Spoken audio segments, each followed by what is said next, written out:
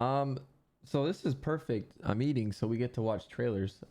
This one is Under the Waves. Also, if you ever want to submit, everything is submitted by chat. So !Chaturday. If you ever want to submit a game to for me to play, or a trailer that just dropped that you want me to watch on Chaturday, we only take stuff that's, you know, in the past week, you know. So yeah, just keep that in mind. Hello, girl. All right. Just like in training. Primary motor on. Check flaps and rudder. Spinning up rotors. Impressive. Not just a pretty face. Ow. Pole's hot. Think of it like swimming, but faster. And with a higher insurance premium if you smack yourself into something. Green across the board. Looks like we're Level 9. Whoa. Well, all right. Door should have unlocked. Off you go. Maybe one day we'll unlock the pay-to-win golden kappa.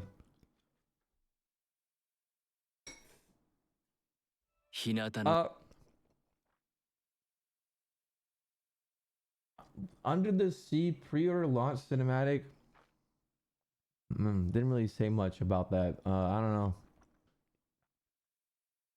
And then Fate Samurai Remnant second trailer.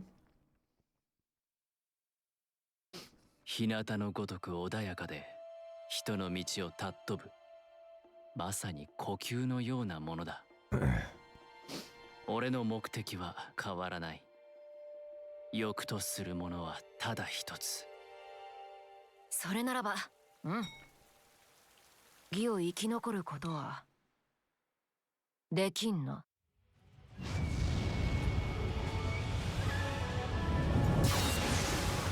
より君はすでに選ばれたただの剣で屋敷が粉みじんになるか二度とその刃を水の鞘から抜くな武蔵ちゃんの弟子にしちゃ大した相手にはなりそうもないかね勝てぬ戦に血道を上げるのはただの悪手だ俺と共に戦う気はないか宮本伊織くだらない思い出話をしようじゃないか唯小説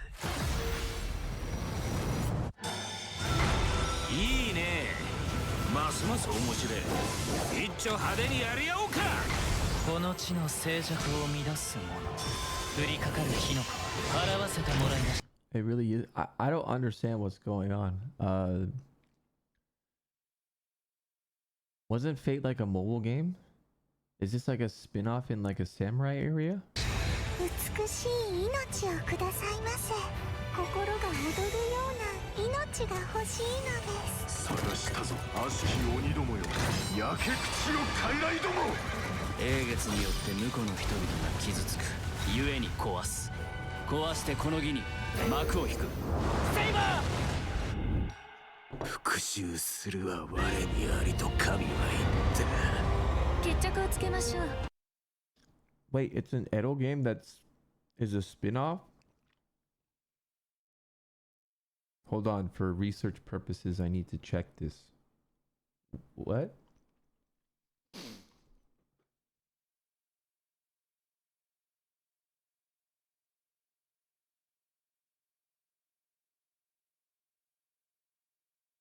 Wait, I searched but nothing's coming up actually, like real talk.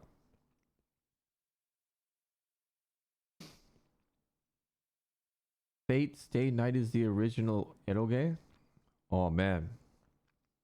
You typed that so fast. How do you know?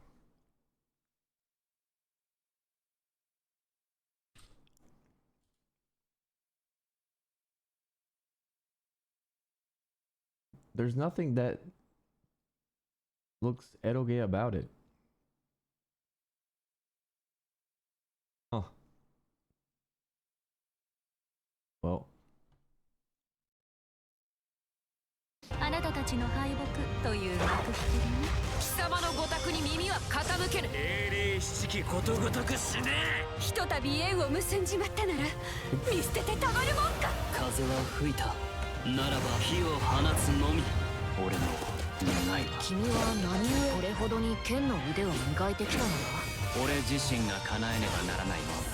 結果よりその過程に意味がある。では戯れはこれにて幕引きよ。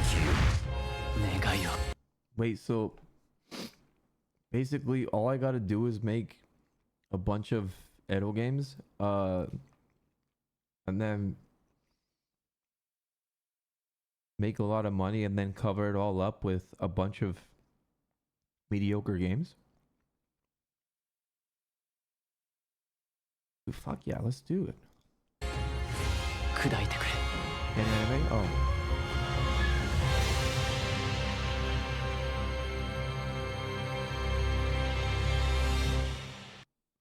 You wouldn't? I couldn't bring myself to do it. I'm sorry. Wait, what? Not just games, also have multiple anime adaptations of the same exact story? That's funny. I like talking about this stuff with you guys.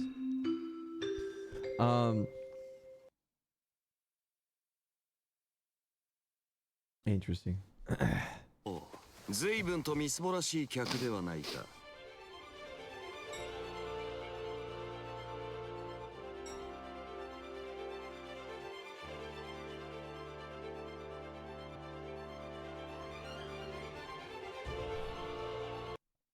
You know what's funny is that like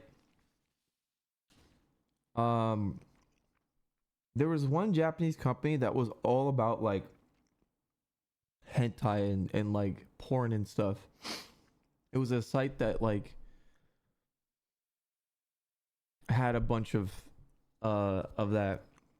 And then like out of nowhere, DMM, there you go. Out of nowhere, they just started making like everything. There's DMM games, DMM food, DMM this, DMM that. It's insane.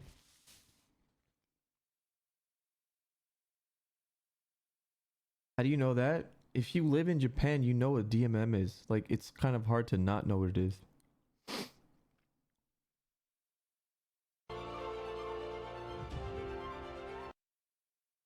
It's just funny how like places go from like hentai and porn to like just making a bunch of stuff.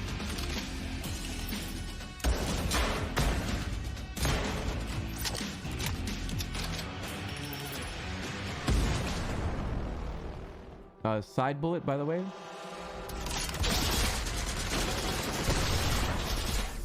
What is this?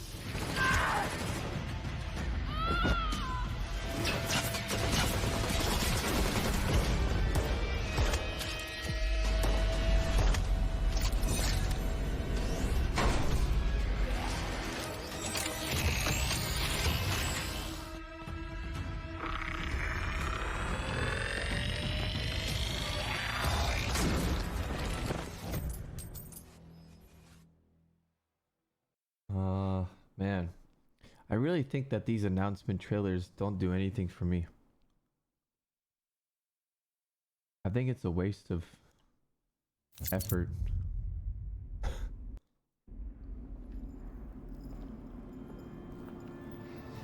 I see a timeless Atlas fallen, Lord of the Sands.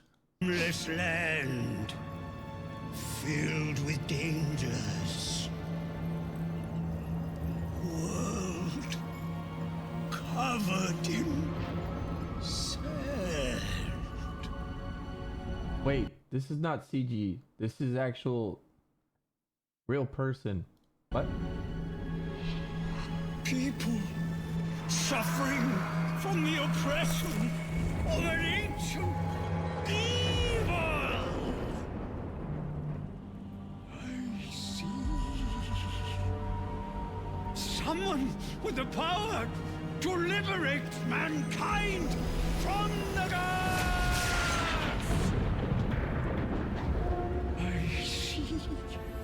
I see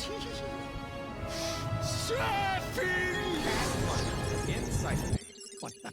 Look at the old guy pondering his orb. Wait, what the fuck? That place.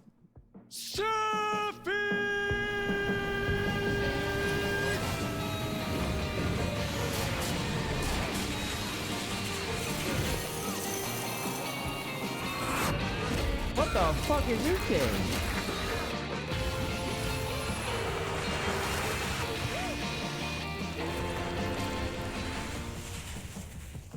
Atlas Fallen. Coming August the 10th. Interesting. Oh, see, that's a good commercial. That was good.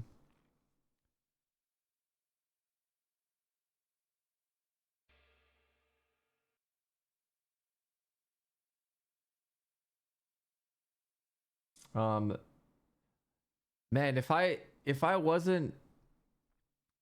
this wasn't Chaturday, I would have literally stopped it around here. Filled with I would have just immediately clicked off. And I think that's what all 161 of these people that disliked this did, most likely.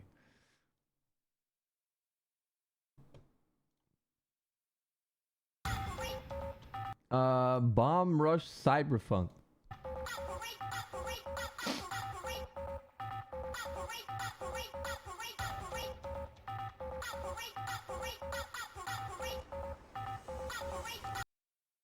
Yeah, the not Jet Set Radio. I don't know, man. I think it's weird that they literally copied Jet Set Radio. I know, they'll never make a Jet Set Radio again, so these people did it, but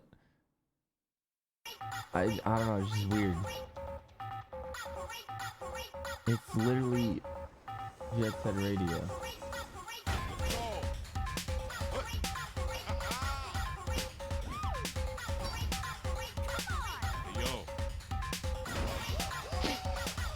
It has the composer.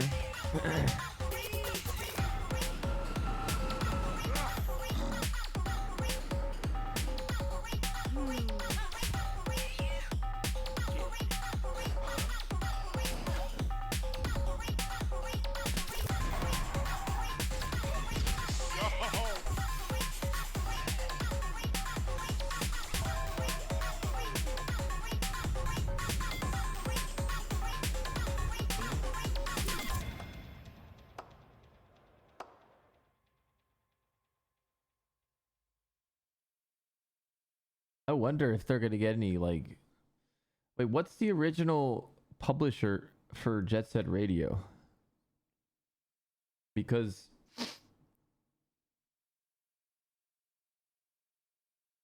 man, I wonder if they can get in trouble for this. Oh, it's Sega? Huh.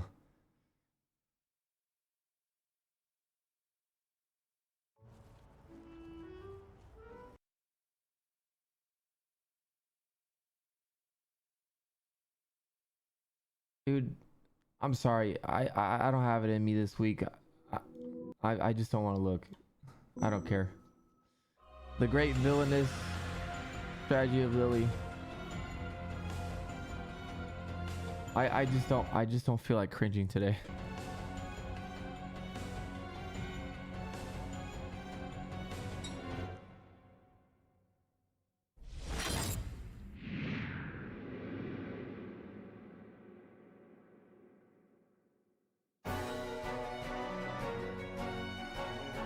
Whoa, wait, hold on. For once, the illustrations look unique in an anime game? What the fuck? I give this a +1 already.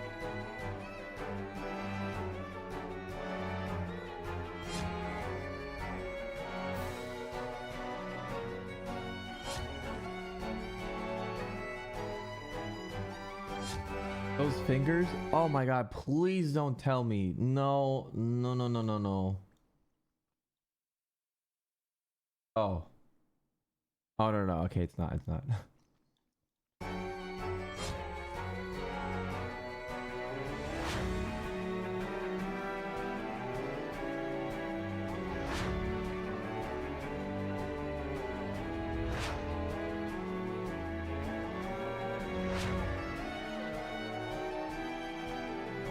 gameplay though, I don't know.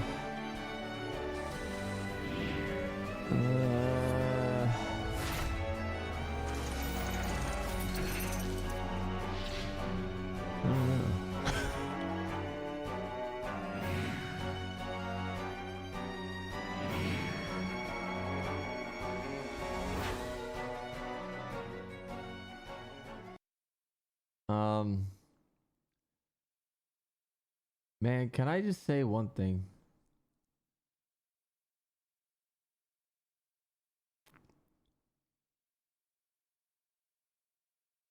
I feel like all these like really nice visuals and illustrations are a waste on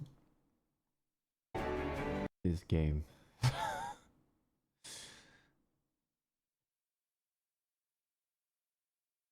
Damn.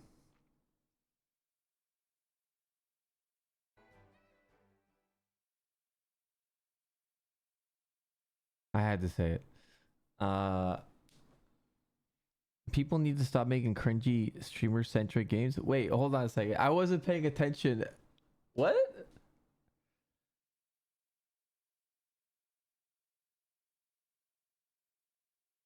Are they streamers?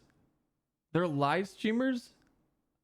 I wasn't reading anything. I was just like blanking out. What?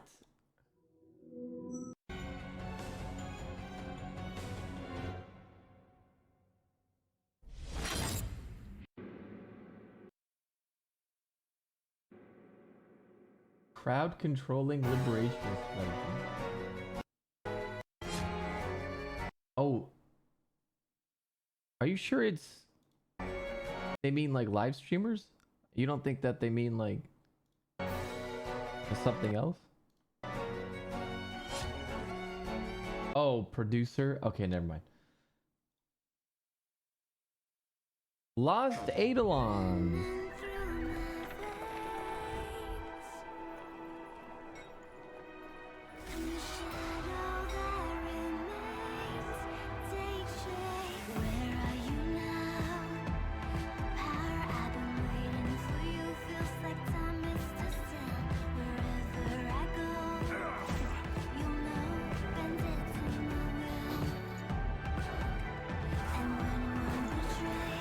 What is with tactical games like making music that doesn't have anything to do about the fucking game?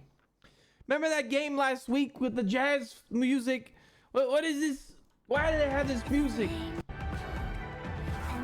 It's weird. Why?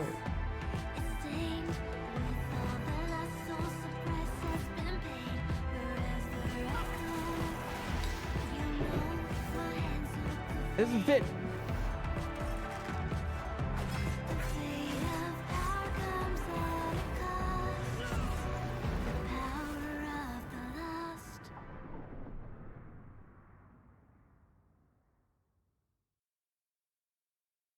Anyway, I don't know what to say about the game. The game looked bad.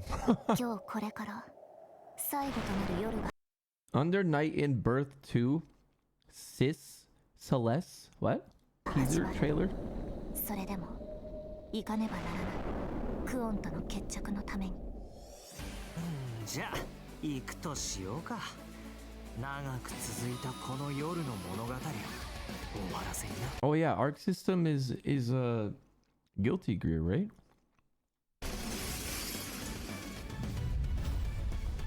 Do they only make fighting games? アンダーナイトインバース2怖いのか安心してくれ俺は絶対に負けたりしねえよようやくこの時が来た正真正銘最後の夜がな我が暴走のサビとなれ Oh, that character design was weird. 私の答えのためにこの剣を振るいます私はオートノミックナーブバティスタ人ではないもの俺は俺のなすべきことをなすそれだけだ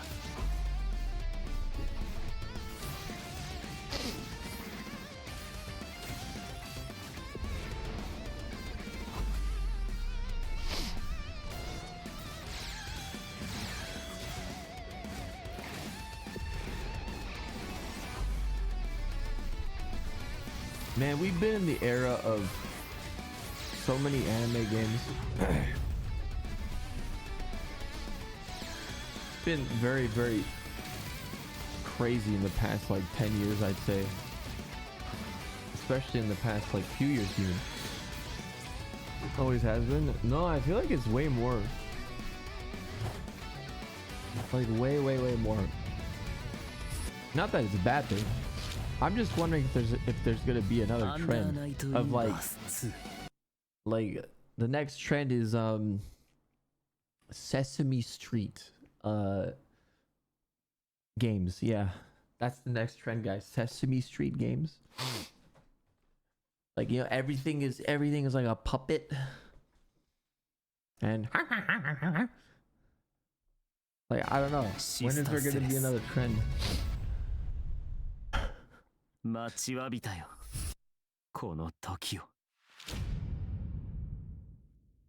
No, just no. Well, yeah, obviously not a puppet trend, but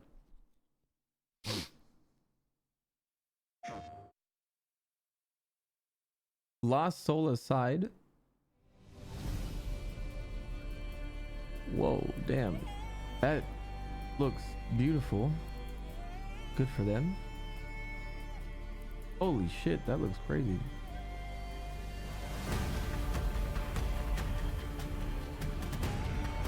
Oh man, the gameplay looks awful.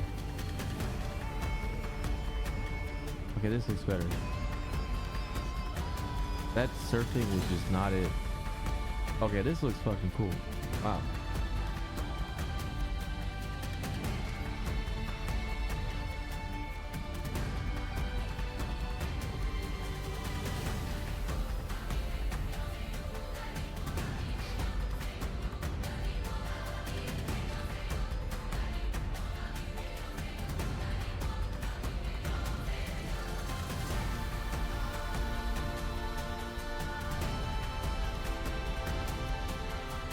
This is a solo Chinese dev?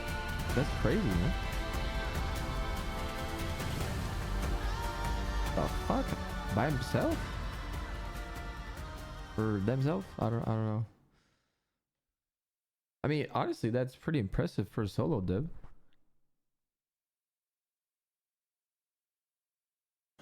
I mean, not just impressive, that's insane. Yeah.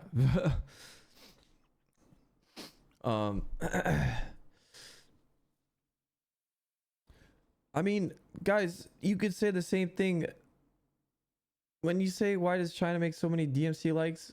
Why does everyone else make so many Souls-like games? Why does everyone make so many Zelda-like games? I mean, like, we can go on with this. Like, it's not about like country, race, or anything. It's just, you know, people make games that are inspired by other games, you know.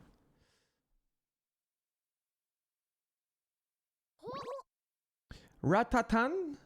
I saw this on Twitter. I was so confused with what I saw.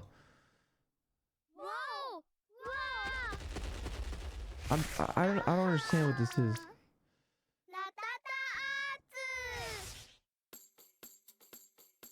And then like the whole time it was just a bunch of like Japanese voice actors like screaming.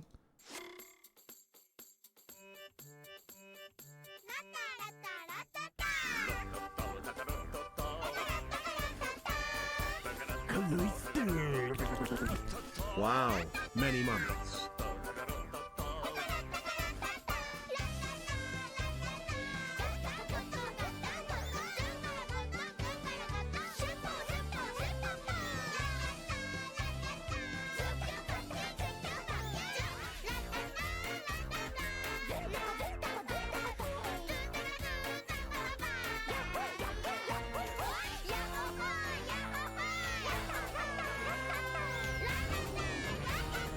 Does it literally sound like this the whole time while you're playing the game? Because if it does, I wouldn't be able to play. Mr. Byte, thanks for the resub. It does. I would not be able to play this. Yeah, this would drive me fucking insane.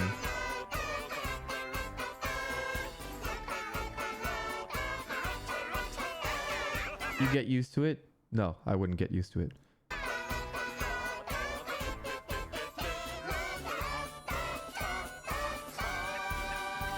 I wouldn't be able to do it.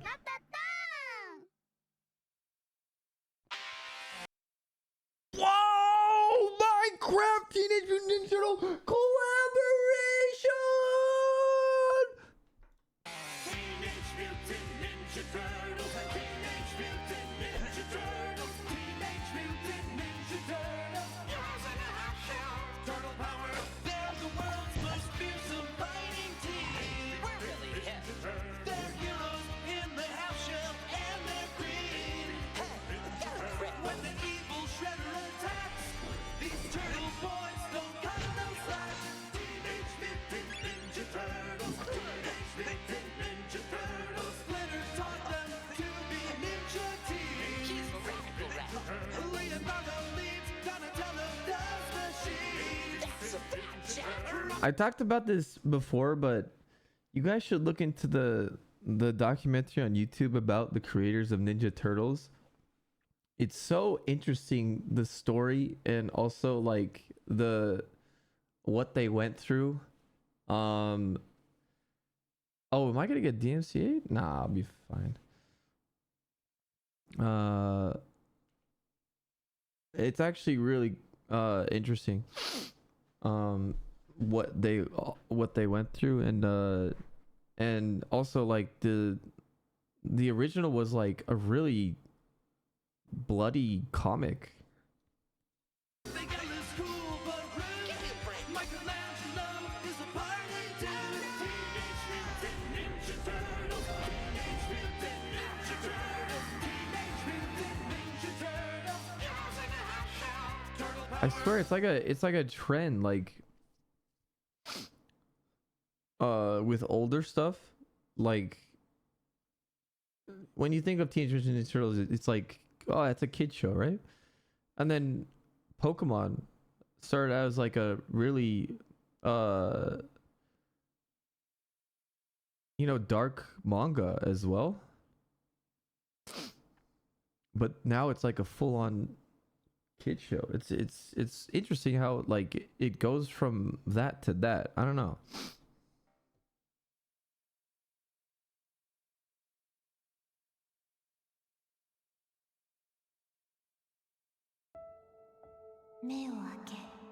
Persona 5. Oh, this is like our third trailer. We don't need to see anymore. It looks cool. Looks cool. Pokemon Jazz. Is that it? That's it. Okay.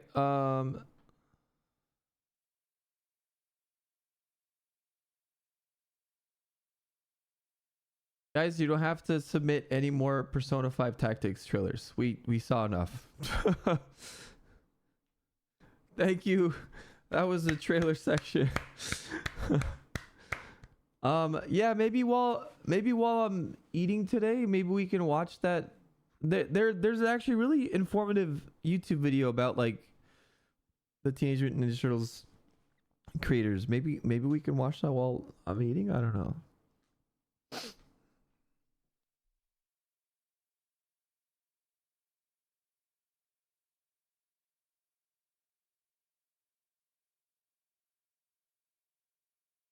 React Andy stream. Oh man, lots of drama involving reacting.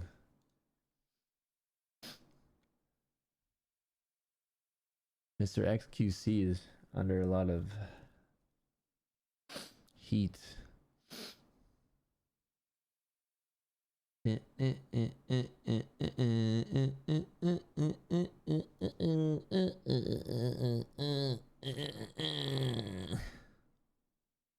Okay,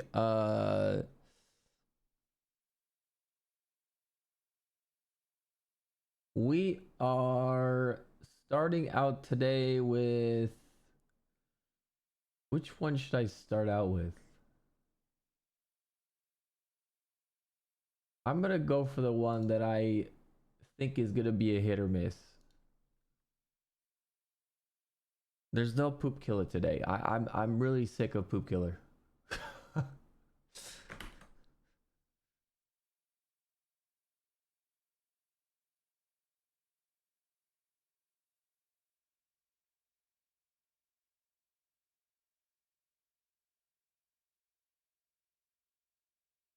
Uh, this game is called Sklash.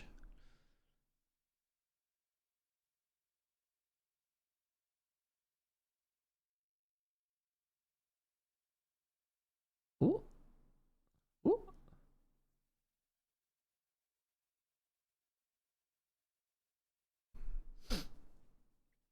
Finally a Chaturday I can stick around for. Yeah, I know that a lot of people don't like it, but there's also a lot of people that like it. It's really split. As a part of the creation of Sklash, we drew inspiration from Japanese history and mythology. This is an artistic choice on our part, which involves some reinterpretations to enrich the game's own mythology. We hope you'll enjoy in discovering Sklash, that it will and that it will further ignite your interest in the fascinating world of Japanese culture. That's an interesting message to have. Huh.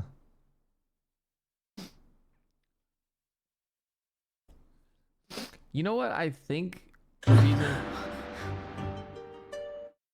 the reason why they might have put that is because maybe they got some negative reviews on Steam, like saying like, "Wow, I hate the graphics. The graphic, what's wrong with the graphics? Why does it look like this?" And I feel like they had to explain it with that, because otherwise, like, man, I don't think a developer would normally do that.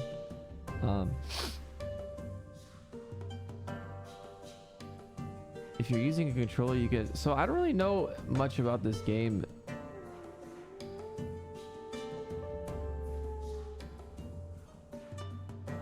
Story mode?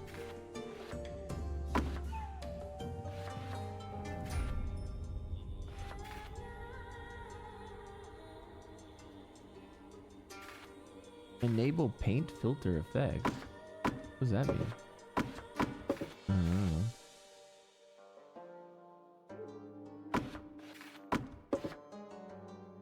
Audio language? English.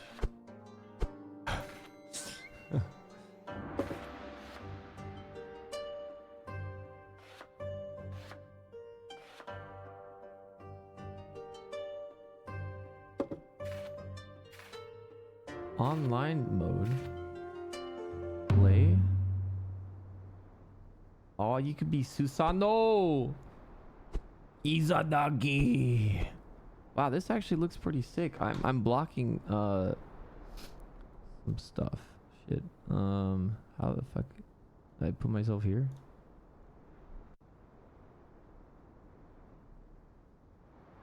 I guess I just put myself here. I don't know. I don't know where else to put myself.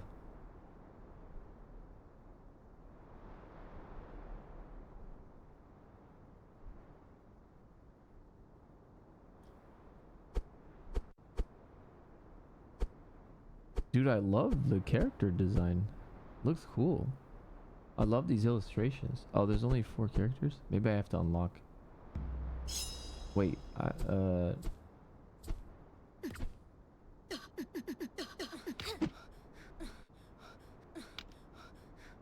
huh. Interesting. How do I go back though? I just want to go to the fuck. Oh, I have to hold the button. That's weird. Yo, Cherno, thanks for the raid. What's up, everyone? It's Saturday night in America, Sunday morning here in Japan. We're doing Chaturday. It's our Giga Variety Day where we play a bunch of new games that came out in the past week. Thank you so much for the raid. Shout out to Cherno. Yo, I hope you had a good stream, man. Thank you so much.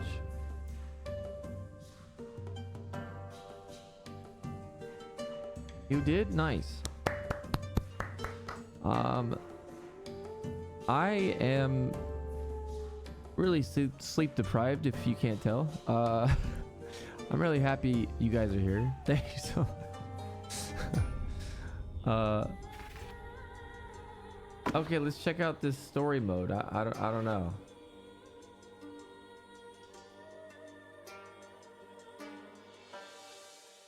And classic. classic? Is this the first game of the night? Yeah, it's the first game of the night.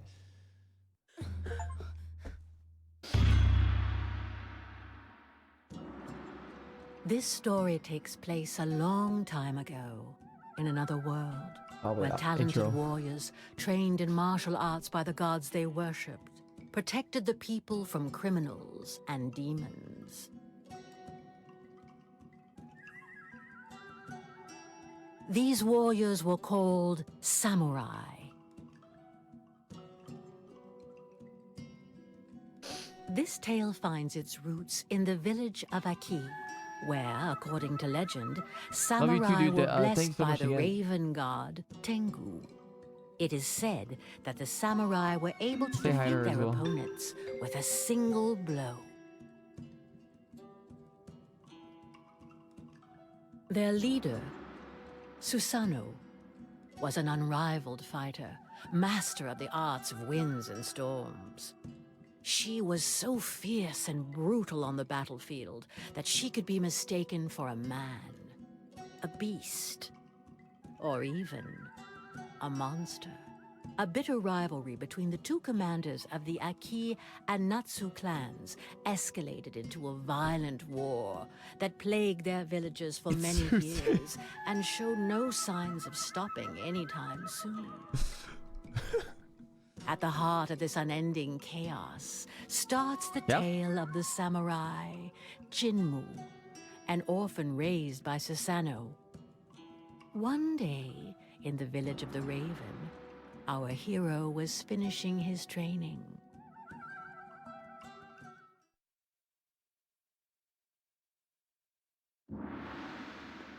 Oh, am I supposed to move?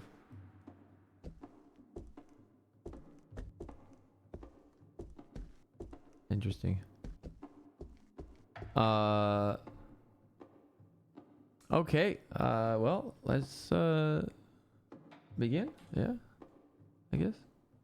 As he'd done since a young age, Jinmu warmed up in the dojo, following the training required by the village chief. He was the most promising disciple.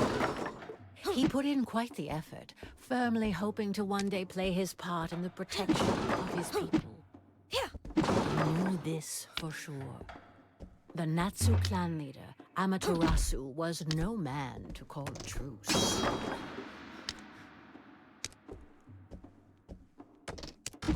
Wait. Wow, cool. Interesting. You lose stamina if any of your actions charging, tugging, are interrupted by a kick. This is called a stamina break.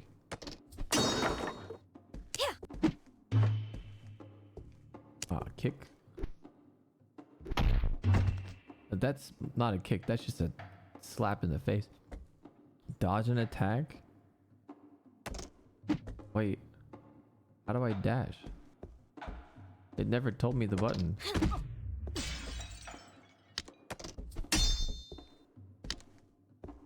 Oh.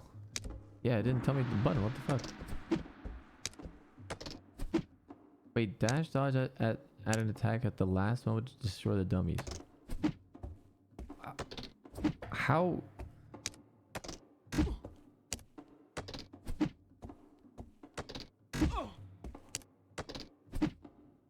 Yeah, this is a tutorial, so we're gonna stop the timer.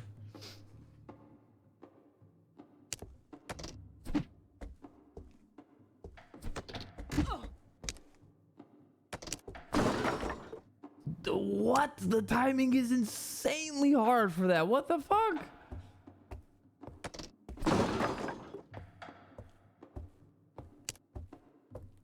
I got lucky.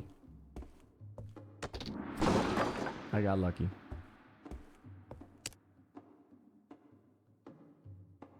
I can only dash back. It won't let me.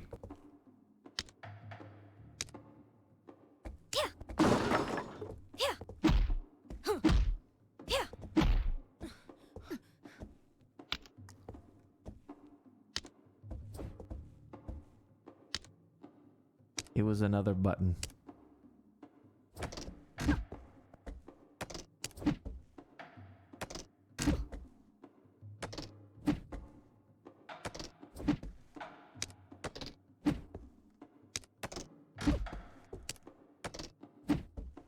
Well, that.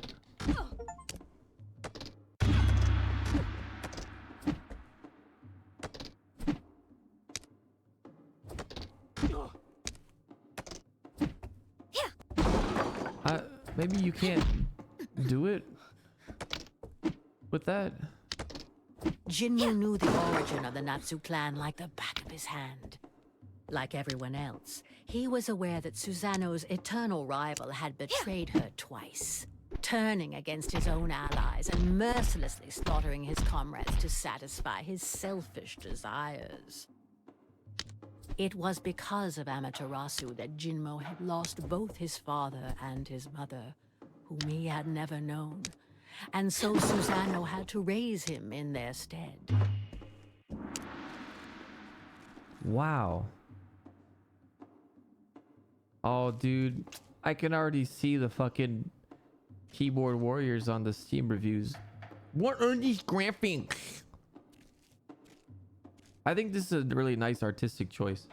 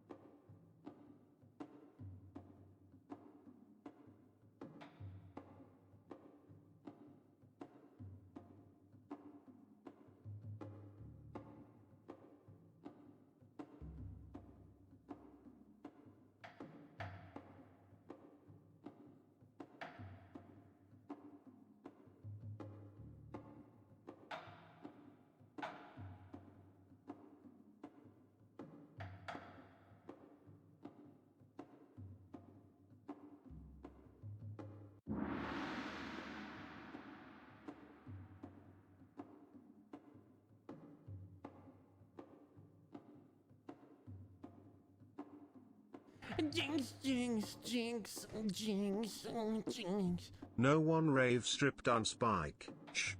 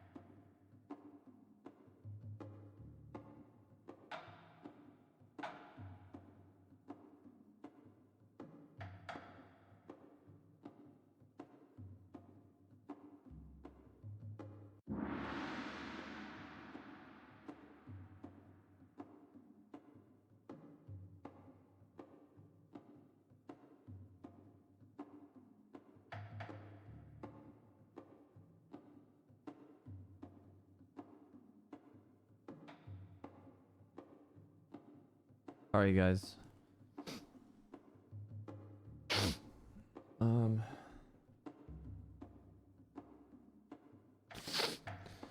Zilla2, thanks for 20 months. There might be a lot of distractions today. I'm sorry, guys.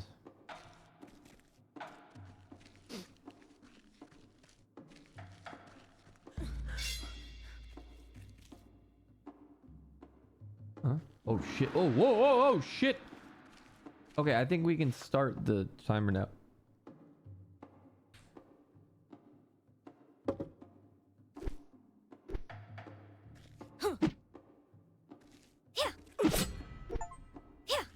Wait, what?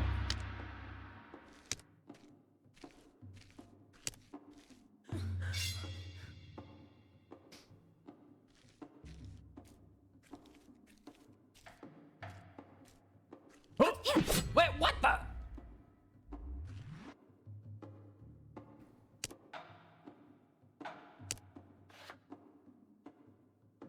Hold on a second. Oh shit. It's one shots.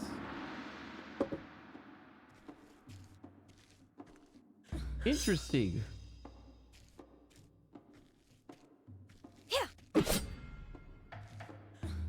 One slash like a samurai, yeah.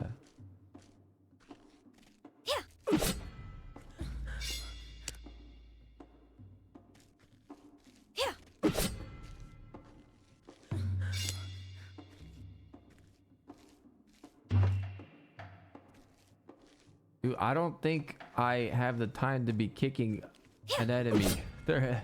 They'll fucking slash me. I'm not gonna kick anyone, dude. Yet, it was not out of vengeance that Jinmu wished to fight, but to protect his own.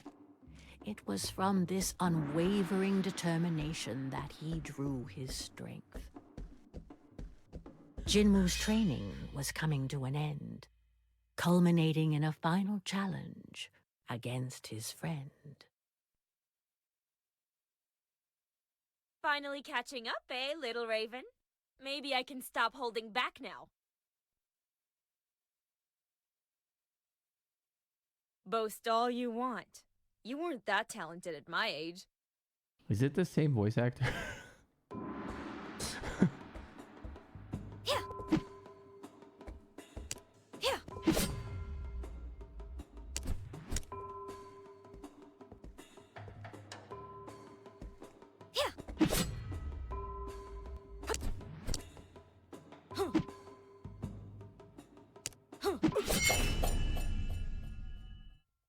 Okay, it seems kind of simple at the beginning.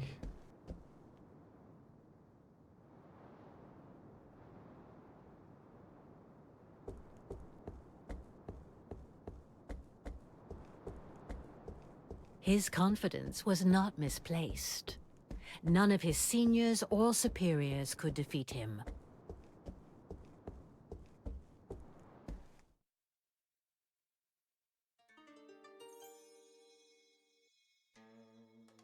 Splash. But even though Jinmu outstripped all his peers, he still hadn't managed to surpass his master. Splash. That was a life moment. Yep.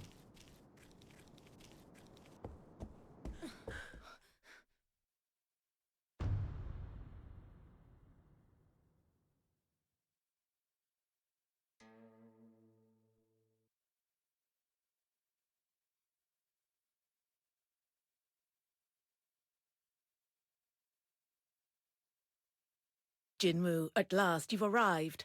Are you ready to complete your training? I've been ready for a long time. I won't disappoint you, Grandmother. I expected nothing less from you. En garde! Wait, what? Dude, let me read it. What the fuck?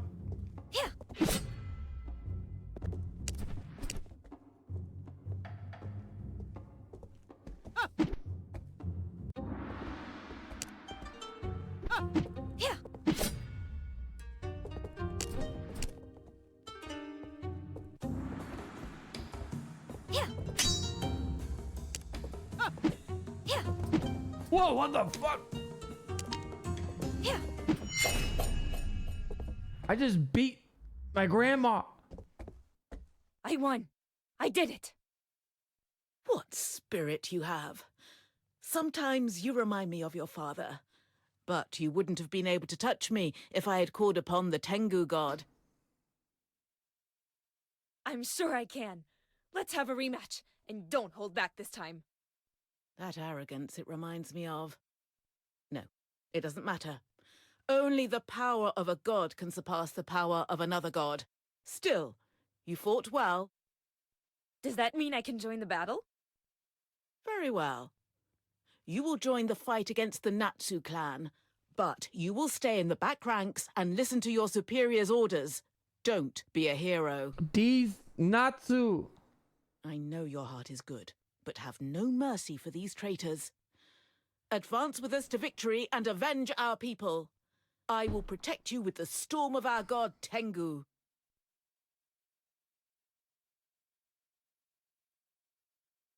Your training is complete, and I can now give you your weapon. The katana is a samurai's best ally. Take care of it, and carry it with you wherever you go. Weeks passed, and unfortunately, war broke out once again. It was time to head out to battle.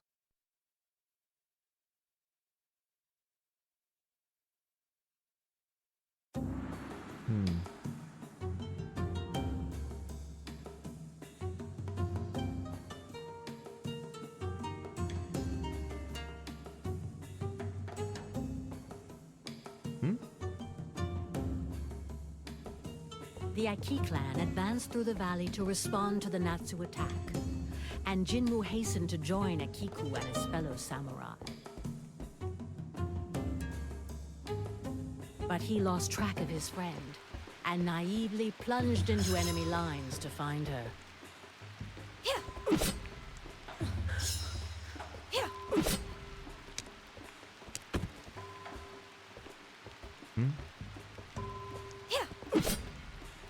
Is this the gameplay?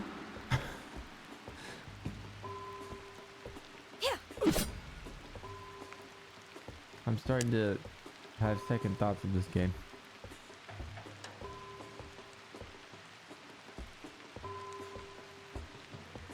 Jinmu soon faced a formidable opponent. It was time to put all his learning into practice. For justice. The traitors of Aki will pay!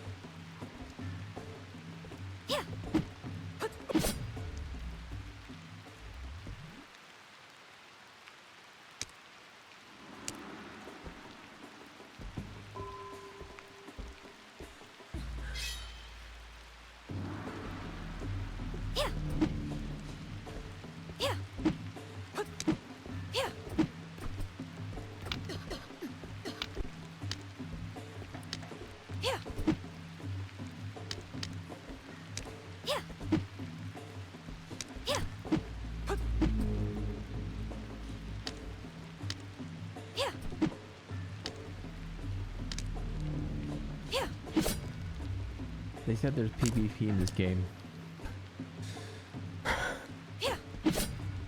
I wonder how that's gonna go.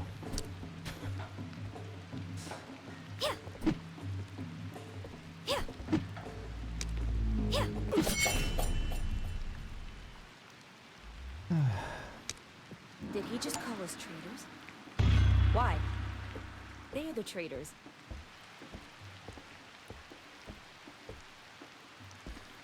Maybe it's a game that's just more focused on the story. What? I don't know. Fire?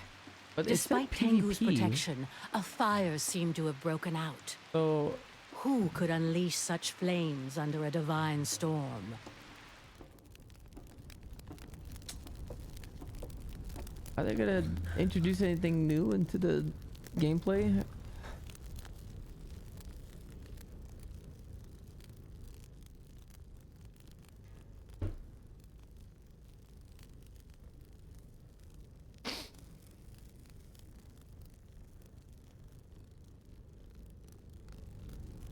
Well, well, well.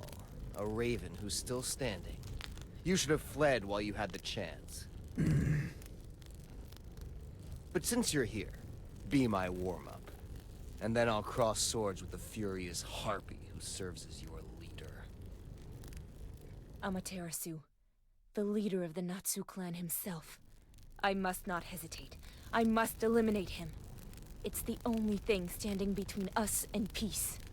Jinmu had to face the samurai of the sun, blessed by the goddess Kitsune, a formidable and experienced opponent against whom he probably stood no chance.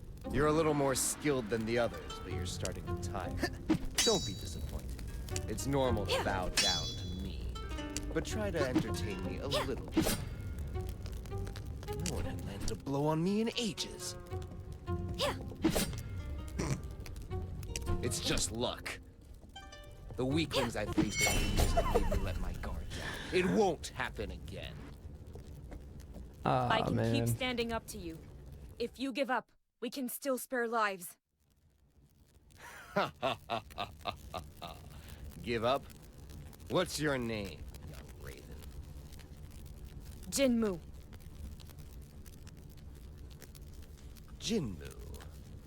The fire of war will only be extinguished when Susanoo frees my daughter. She knows it all too well. A Natsu woman in the Aki clan? What are you talking about? You're fighting her war without even knowing this? How naive. You must think your intentions are noble, but your savage beast of a leader has more blood on her hands than you realize. She doesn't care about you. She knows that I will eliminate every last one of her followers if she doesn't return my child, and yet she does nothing.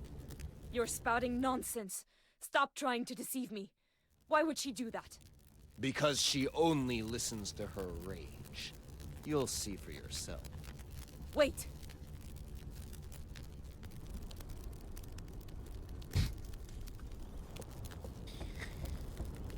Still trembling, Jinmu looked around him. The battle was over. Despite significant losses, Aki had come out on top. Yet despite this victory, thoughts collided in Jinmu's head. What was he talking about? His daughter? Could it be that grandmother has been hiding things from me? All these corpses. As many Aki as Natsu. Is Amaterasu really the only one responsible? Jinmu, you're back. Not even a scratch. I expected nothing less from you. We managed to push back the Natsu. Come, join us. We all deserve to catch our breath. He managed to push back the Natsu. The Natsu will eventually come back, and this endless cycle of violence will resume as if today had never happened.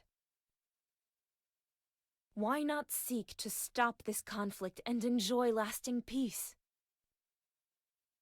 Jinmu, you know very well that it's not possible. Amaterasu doesn't listen to anyone but himself. He only wishes to destroy. I exhausted my kindness and patience a long time ago.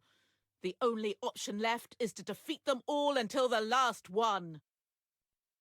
I think I have a solution. I met Amaterasu and... Ah, here lies the cause of your sudden impudence. He tried to manipulate you, did he not? You must not listen to him. Amaterasu is a liar. His words are as deceitful as the goddess he worships. Amaterasu? That's not it. There is a way out, and Amaterasu has only one demand to stop this war. Enough! You must do as I say. I don't have to answer to you. We are at war, and here I am your leader. We must exterminate the enemy. Grandmother, is it true that we're holding his daughter captive? Ah! Of course, he still won't listen to reason. You cannot understand. It's too soon. I'll overlook your impertinence this time, and we'll talk about it at the village. We have to set her free now. We have to stop. It's impossible! You're... Ah, I should have known. It was a mistake to bring you to the battlefield. It's impossible! Impossible? I think the mistake comes from your blind stubbornness. If you refuse to explain, I will have to take matters into my own hands. Jinmu, please stop! Listen to your leader! You know the punishment for mutiny. Death. Don't make me fight you. You leave me no choice. You are the one who taught me to fight for my people. Man, this is the most cliche-ass story I've ever You don't seen. understand. Give up and I can forgive this Bro, offense. are you serious? I have to hit her that many times without getting hit once? Come back to your senses. No one yap.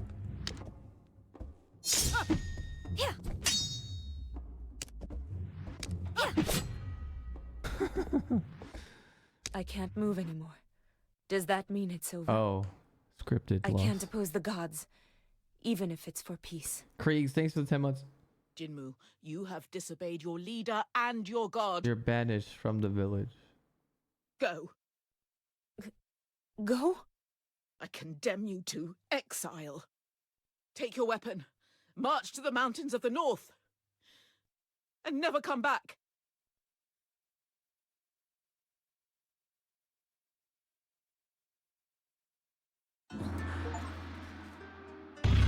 And so Susanoo banished Jinmu from the village and exiled him to the mountains.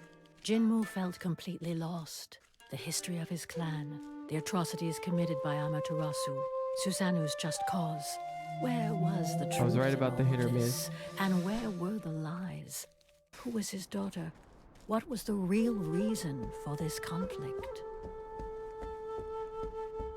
He remembered very well the story his grandmother had told him. In ancient times, Amaterasu had received the blessing of the mischievous goddess Kitsune in exchange for his blind devotion and unwavering submission. He then began to massacre all those who did not join her cult. That was the origin of this endless conflict. At least that's what Jinmu had been convinced of, until yesterday. Now he wasn't sure of anything anymore. Did death, lifeless bodies, pain, and cruelty really have a meaning? Deep in Jinmu's soul. At least the story is kind of unique. Are you serious? I predict like 3 different things. It's very cliche. A conviction was beginning to emerge. This war was futile and it could be stopped. And while he was lost in his thoughts, Jinmu continued to advance toward the mountain. I think it was sarcasm. Fuck. The grass became snow as the fresh air of the valley gradually gave way to the icy cold of the peaks. Without realizing it, Jinmu had arrived to the mountains. Legend had it that it was beyond these summits that the abode of the gods was located, and that before inhabiting the valleys, the first samurai had trodden this same snow. But today, it would have been surprising for anyone to inhabit such an inhospitable climate. There's... I can't go any further. A hope that they're gonna introduce like some sort of like new mechanics, because if not, like, and the game is like this the whole time, I can't recommend this game if it's like this the whole time. Where am I? I must have passed out. Young Raven, the wind that blows in this place is too fierce for your wings. Who are you? A god? A ghost? Please, help me. Wait, we're in chapter 3 now. What the fuck? Dude, I think it's... Man, I'm gonna say I think it's kind of a... Oh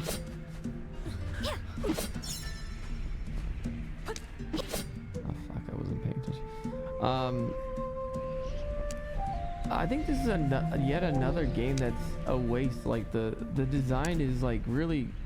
the design is really cool and unique, you know? I mean, I think the design is the thing that is unique and nice looking. But oh man. Oh fuck me, dude. I pressed the wrong button.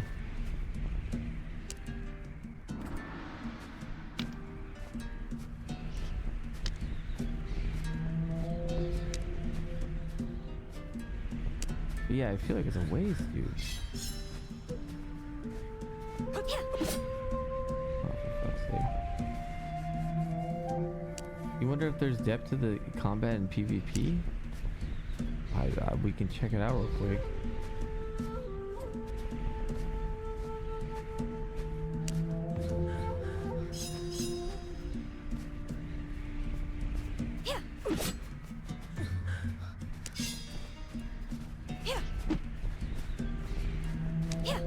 Oh, bro.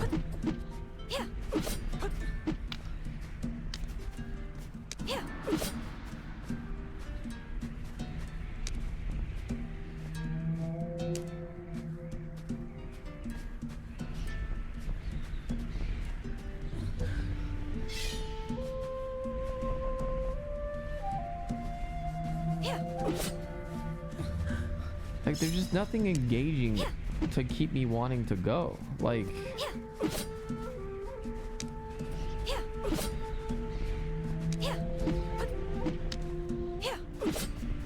that's where this game like lacks so much, that they could have done so much.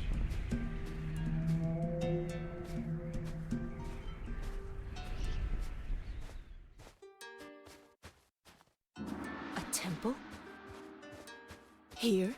How can anyone survive in these forbidden My God, mountains? this looks beautiful as No fuck. matter. It's my last hope.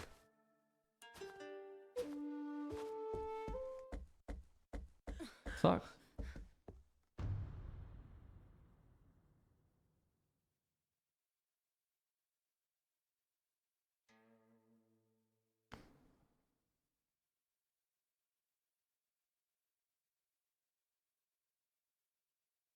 No one would have the strength to survive the storm of Orochi without my protection. Young samurai, who are you, and what are you doing here? My name is Jinmu. I wander aimlessly. I was banished from my village. A Ronin? Because I disobeyed my chief's orders. Grandmother Susano preferred to send me away rather than tell me the truth. Susano. So you are the grandson of Susano. In any case, you must leave. A boy of your kind would not last long in these mountains. You don't look very young. I doubt you're more resilient than I. Insolent! I am Izanagi, the first samurai, and this is the temple dedicated to the god Orochi. I still have some resources left in me, and I will show you.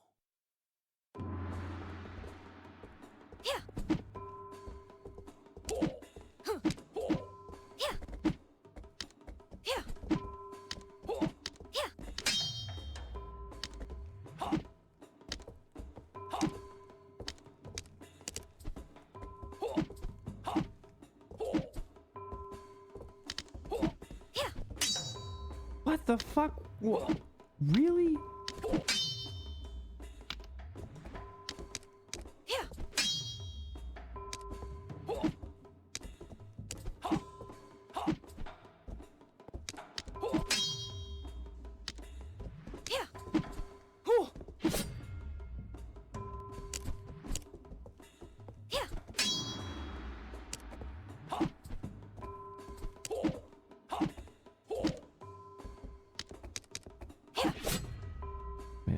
just to start over again. Let that be a lesson to you. Oh, With the scripted loss. exchange of blows, Jinmu's pendant came out of his clothes, which did not escape the old master's notice. Your necklace! What are you doing with the enchanted pearl of Amaterasu around your neck? What? But it's my mother's necklace. What else has Susano been hiding from me? That's a beautiful irony of fate. Who would have thought such a miracle could happen one day? This changes a lot of things. Your story is, in a way, my story as well. Sit down, Jinmu. I have many things to tell you. Long before you were born, I was the first human to meet the gods who came from their garden across the Bridge of Destiny. They taught me the art of the blade to protect mankind. And in turn, I passed on this knowledge to my peers so that they could continue this sacred mission. We took the name of Samurai. Under our watch, I hear the guide outside. reigned, Fuck. and the world was in harmony. I have to go downstairs. I'm sorry, You know guys. them as mortal enemies, but at the time, Amaterasu and Susano were my two best disciples. There was a healthy rivalry between them, and they were close as only a brother and a sister can be. Time passed, and each started their own family. Susano adopted an abandoned child and raised him as her son. That was your father Oku. As for Amaterasu, I agreed to give him the hand of my heiress, with whom he then had a single daughter, Kushina. Life could have kept flowing quietly like this, but one day, my daughter fell gravely ill. Amaterasu prayed to the gods to save his wife, but in vain. He then turned to me, begging me to let him enter the garden of the gods to heal her with the divine water. But my loyalty to the gods came first, even before my daughter, and I refused his request. Amaterasu never forgave me, and thus his pain turned into hatred. This was when Kitsune, the fox goddess, chose to pour her venom into the ear of this suffering man. She promised him the survival of his beloved and the power to protect her. In return, Amaterasu had to commit to devoting himself exclusively to Kitsune and renouncing the other gods. Blinded by his pain and by the rage of feeling abandoned, my former disciple agreed to this pact. True to his word, he established the exclusive cult of Kitsune, and, ready to do anything to save his wife, he ruthlessly killed those who refused to follow his madness, and he even ended up seriously injuring me. Susano might have been able to reason with Amaterasu, but without warning anyone, she had already gone to fetch the sacred water for him. When she returned, she found the village in flames and bloodshed. Devastated by this bout of madness from the man she had always considered her brother, she swore not to let these crimes go unpunished. And in her quest for justice... Kushina. That's my mother's name. So that means Amaterasu's daughter is my mother.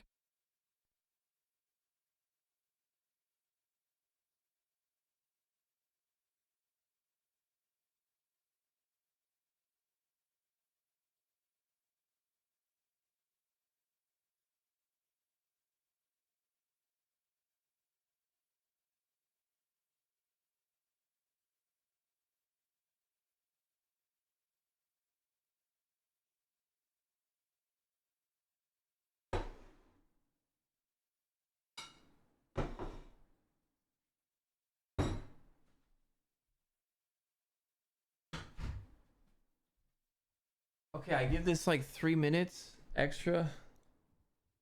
3 minutes extra. Amaterasu's daughter is my mother. Oh my god. You are a descendant of the Aki and Natsu clans. But then, Amaterasu is my grandfather? And you're my... distant ancestor? Oh my god, this is hilarious. Great-grandfather. It is this family connection that has brought you here safely. Your magic necklace is a token of affection given by Amaterasu to his daughter. I had to which he passed on his protection to you in turn. A love that protected you from Orochi's blizzard. I had to answer the door because like my wife can't answer the door because she's like super sick. So Amaterasu doesn't know that my mother is dead and thinks she's kidnapped? Yes. Susanoo kept everything from him to protect. Dude, is there like any fucking else like with the gameplay at all? Is it just like this very disturbed by these revelations, stayed a while with the Fuyu clan, mediocre using his time to story train with and think? Literally nothing that you unlock, nothing like to keep you even going at all? Really? Yeah.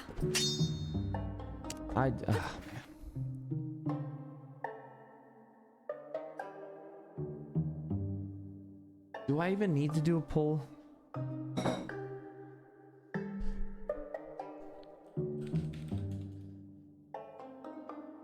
Do we continue this game? Yes? No. For Chaturday, every 30 minutes, for the game, we have to do a poll to see if we continue the game or not. Please vote.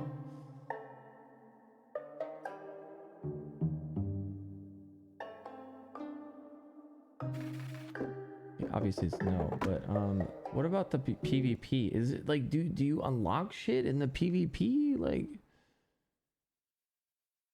is there something you can now use? Okay, you unlock the characters. Sure. Oh no, these are masks. Okay, aesthetics. That's all. Online coming soon. I feel like I was lied to. What the fuck? No, this is literally it. That's all you do. This is the controls for the man.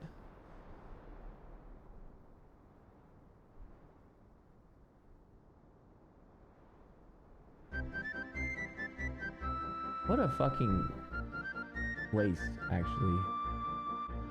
It's frustrating. How much was this? I don't know. Okay, it's usually $10. It's on sale for 15% off. Okay, I'm glad I didn't spend as much. So $10 is still, in my opinion, I think more modest with the price. I still think that this game lacks so much.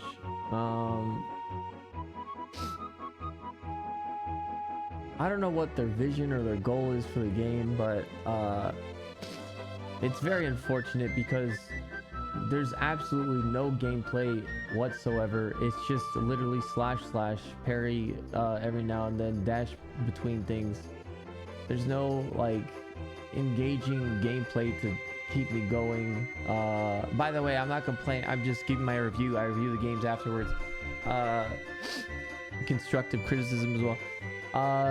It's just the same boring loop, unfortunately. And you know, maybe the developers thought like, oh, you know, people would love to like get better at like, you know, skill-based game, but you gotta give them something to do. Like the story alone is not gonna do anything, especially with some of those voice actors, which were interesting, but yeah, I don't know, the story is, yeah, the story is just not interesting at all, unfortunately. Can we stop saying AI generated for every single fucking thing past the me? Like, it's not even it's just annoying at this point. Like, seriously, not everything is fucking AI generated. It's a dumb meme. Just stop saying it. It's really, I'm like really sick of it. It's not funny. Like, it really isn't. Like, it's actually insulting to the artist that did that work, because yeah, I really hate the trend of people saying that everything is AI generated. It's really, it's not nice to say.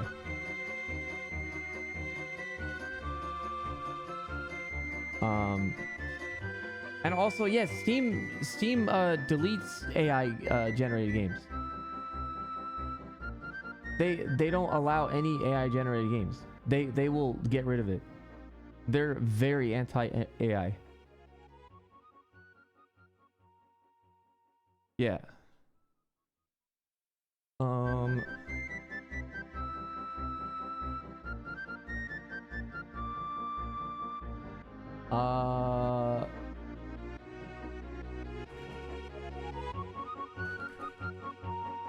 Gameplay loop is literally the same thing and gives the player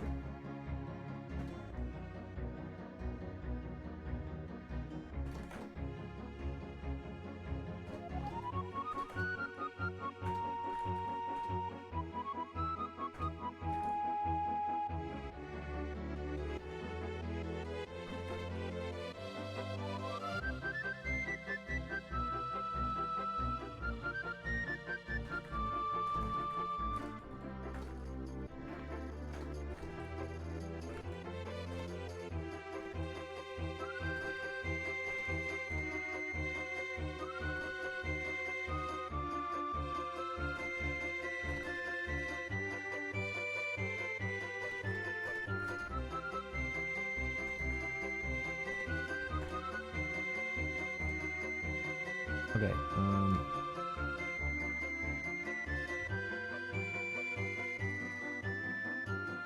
Steam doesn't want to get into AI issues with copyright. Well, I mean, yeah, that's smart too. Okay.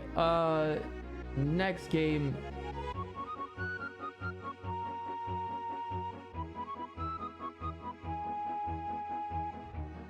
But before that, I need to eat food.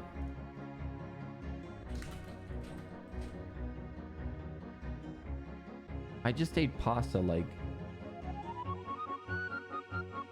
an hour and a half ago. Fuck. And I have this KFC in front of me.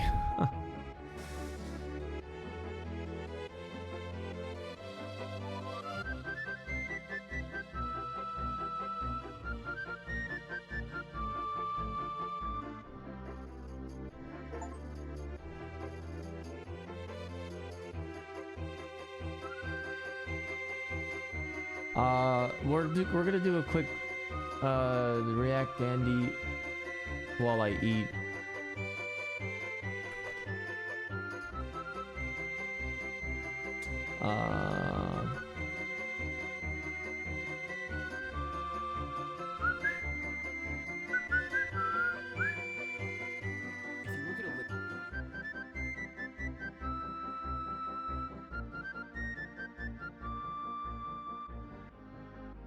Was it this one?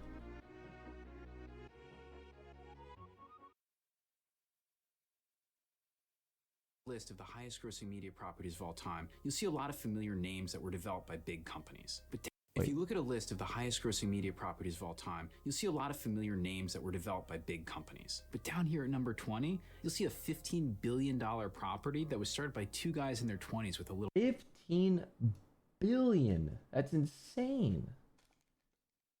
Indie comic. And I don't mean they drew this comic on behalf of some company. They literally sat down. Also, shout outs to my fellow bold men In their living room, drew it, lettered it, and with a $1,000 loan from one of their uncles, started their own business to print and sell it. So how did this tiny, violent, black and white comic end up becoming a property bigger than the Avengers? Well, as I spent the last few weeks researching that question, end up becoming a property bigger than the Avengers. Well, as I spent the last few weeks researching that question, the story I found was a lot more interesting and ultimately, like so many stories of rapid success, sadder than I could have expected. So let's head back to 1981, before the toys, the movies, the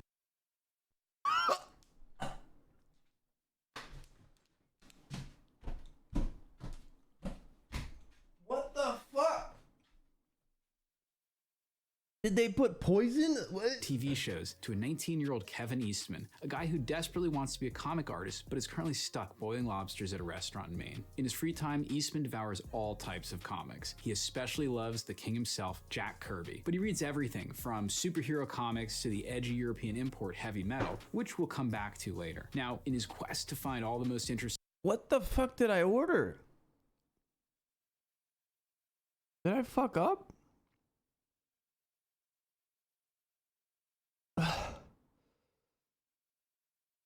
Did I pick the wrong one on accident? I wasn't paying attention. I was like hurrying. Sorry, I'm gonna comics. He comes keep across watching. a local self-published comic magazine called Scat. He likes what he sees, so he writes a letter to the guys making it and ends up getting connected with one of Scat's main artists, Peter Laird. No. I ordered the wrong thing. I ordered the super spicy buffalo chicken burger. Oh god. No wonder. I thought it was that really nice like barbecue burger because it said New York. So I just wasn't looking. I was quickly doing it. Invites Eastman over, and what does Eastman see up on Laird's wall? A piece of original Jack Kirby art. Now, Laird is 8 years older than Eastman, but despite the difference in age, the two become fast friends, bonding over their love of comics and bad TV, and because Laird too dreams of becoming a comic book artist. Man, this guy Pretty has some soon, eyes. Eastman moves in with Laird. Eastman keeps working at restaurants, and Laird is scraping by doing illustrations for local gardening magazines and newspapers, but they both want to land that big job at Marvel, DC, or another big comic publisher, so they spend their nights hanging out and drawing comics in front of the TV. Well, on one of those fateful comic drawing nights, Eastman whips up a sketch to try and make Laird laugh. It's a turtle with nunchucks strapped to his arms. Laird grabs a piece of paper. Look at that original artwork.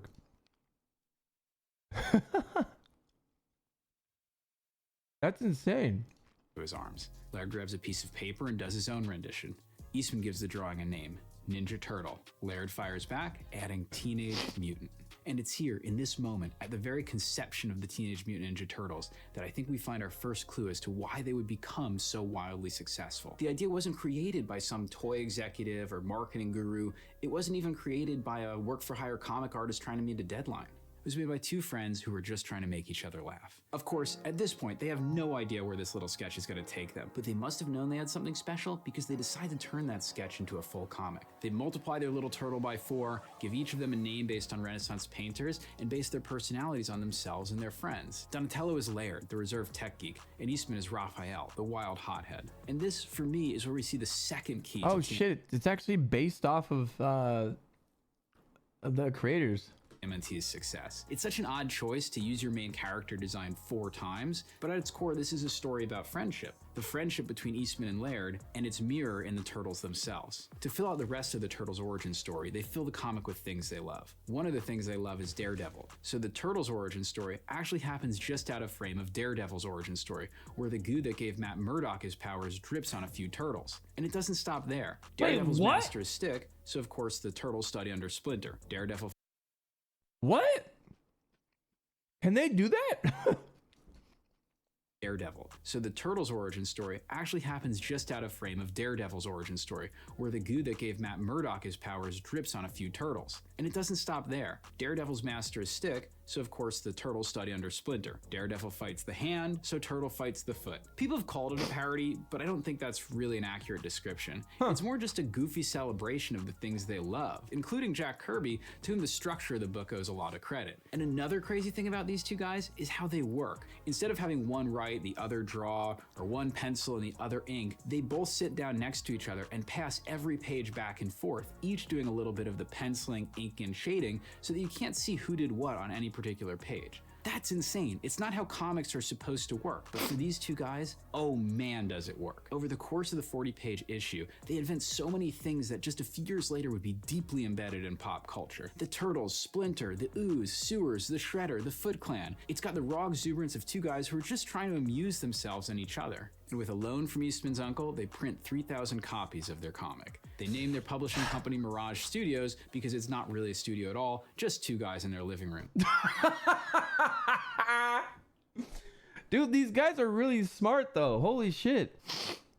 They fully expect they'll have copies of this comic sitting on their shelves for years to come. Eastman goes back to his summer job in Portland cooking lobsters, and Laird's wife gets a job in Connecticut, so he moves away. The roommates split up and go their separate ways. Only fate had other plans. All 3,000 issues of TMNT #1 sell out. So they do a second print run of 6,000 more, and then all of those sell out. They've made enough money to pay Eastman's uncle back and even have a bit left over. So Eastman begins busing back and forth from Portland to Connecticut to work on issue 2. It takes them a few months, but they finish issue 2 and sell 15,000 copies in the first print run. Then they reprint issue 1 and sell 30,000 more copies. Something's happening. They quit their jobs. Eastman moves to Connecticut to work on issue 3, which launches with a print run of 50,000 copies. Insane. 3 issues in, and they've achieved their dream. They're making a living, albeit a small living, but a living by drawing comics. But for better or worse, they have no idea what comes next. But before we move on, let's take a look at these comics, because there's so much talk about how successful in business. Dude, this is so cool. Very inspiring as well. Like, that's cool, man. Eastman and Laird became, that there can be this false narrative that these guys were just really lucky, or at best were really good character designers. What I think people forget is how freaking good these comics are. The energy in these early issues is off the charts. There's no editor, no boss telling them what they could or couldn't do, so they just decide to do whatever they want. Like in issue 3, they set out to do the longest car chase in comic history, and they do. And it works because the staging, the geography, the pacing of it, all of it's absolutely masterful. There may be a roughness to some of their drawings, but it doesn't stop them from trying to push the comic medium forward. I don't know how much manga they had access to at this point, but there's a fluidity to the storytelling that really sets it apart from everything else coming out in the 80s in the West. Not only is the storytelling great, but they are channeling their hero Jack Kirby with the pace of invention. Issue 2 introduces April O'Neil, Baxter Stockman, the Mousers. Issue 3 has the Baxter, I forgot about that guy. CRI aliens, and in the 4th issue they create Casey Jones. By issue 5, the turtles are in space, meaning aliens and robots. There's this pure raw joy of being able to make a living. Look at that artwork. Holy shit. That's beautiful. These guys have some like really crazy creativity. Of being able to make a living drawing comics with your buddy that just spills out onto every page. And that fun is infectious because soon the suits start calling. Eastman and Laird get approached by a bunch of licensing agents who promise big TV shows and toy deals, but they want exclusivity and these long 5-year contracts. But Eastman and Laird are savvy. They know better than to give away control of their creation. And as we'll soon see, that will be both a good thing and a bad thing for them. But when licensing agent Mark Friedman shows up and offers them a 30-day, non-exclusive deal to prove what he can do, they decide to let him take a shot. And I want to recognize how the Turtles franchise seems to always attract underdogs. Mark Friedman was not a big hotshot licensing agent. He had to rent a suit and a tie for his meeting with Eastman and Laird. And in the 30 days he was given, he gets a deal with Playmates. Playmates was a doll manufacturer, but wanted to challenge Hasbro and Mattel in the action figure space, so they were an underdog in their own way too. Well, with the toy deal in place, they hire an agency to produce a 5-episode TV cartoon. And unlike if they had worked for DC or Marvel, Eastman and Laird are in control. Dude, that's the show that I grew up on. Oh my god, dude, that's insane.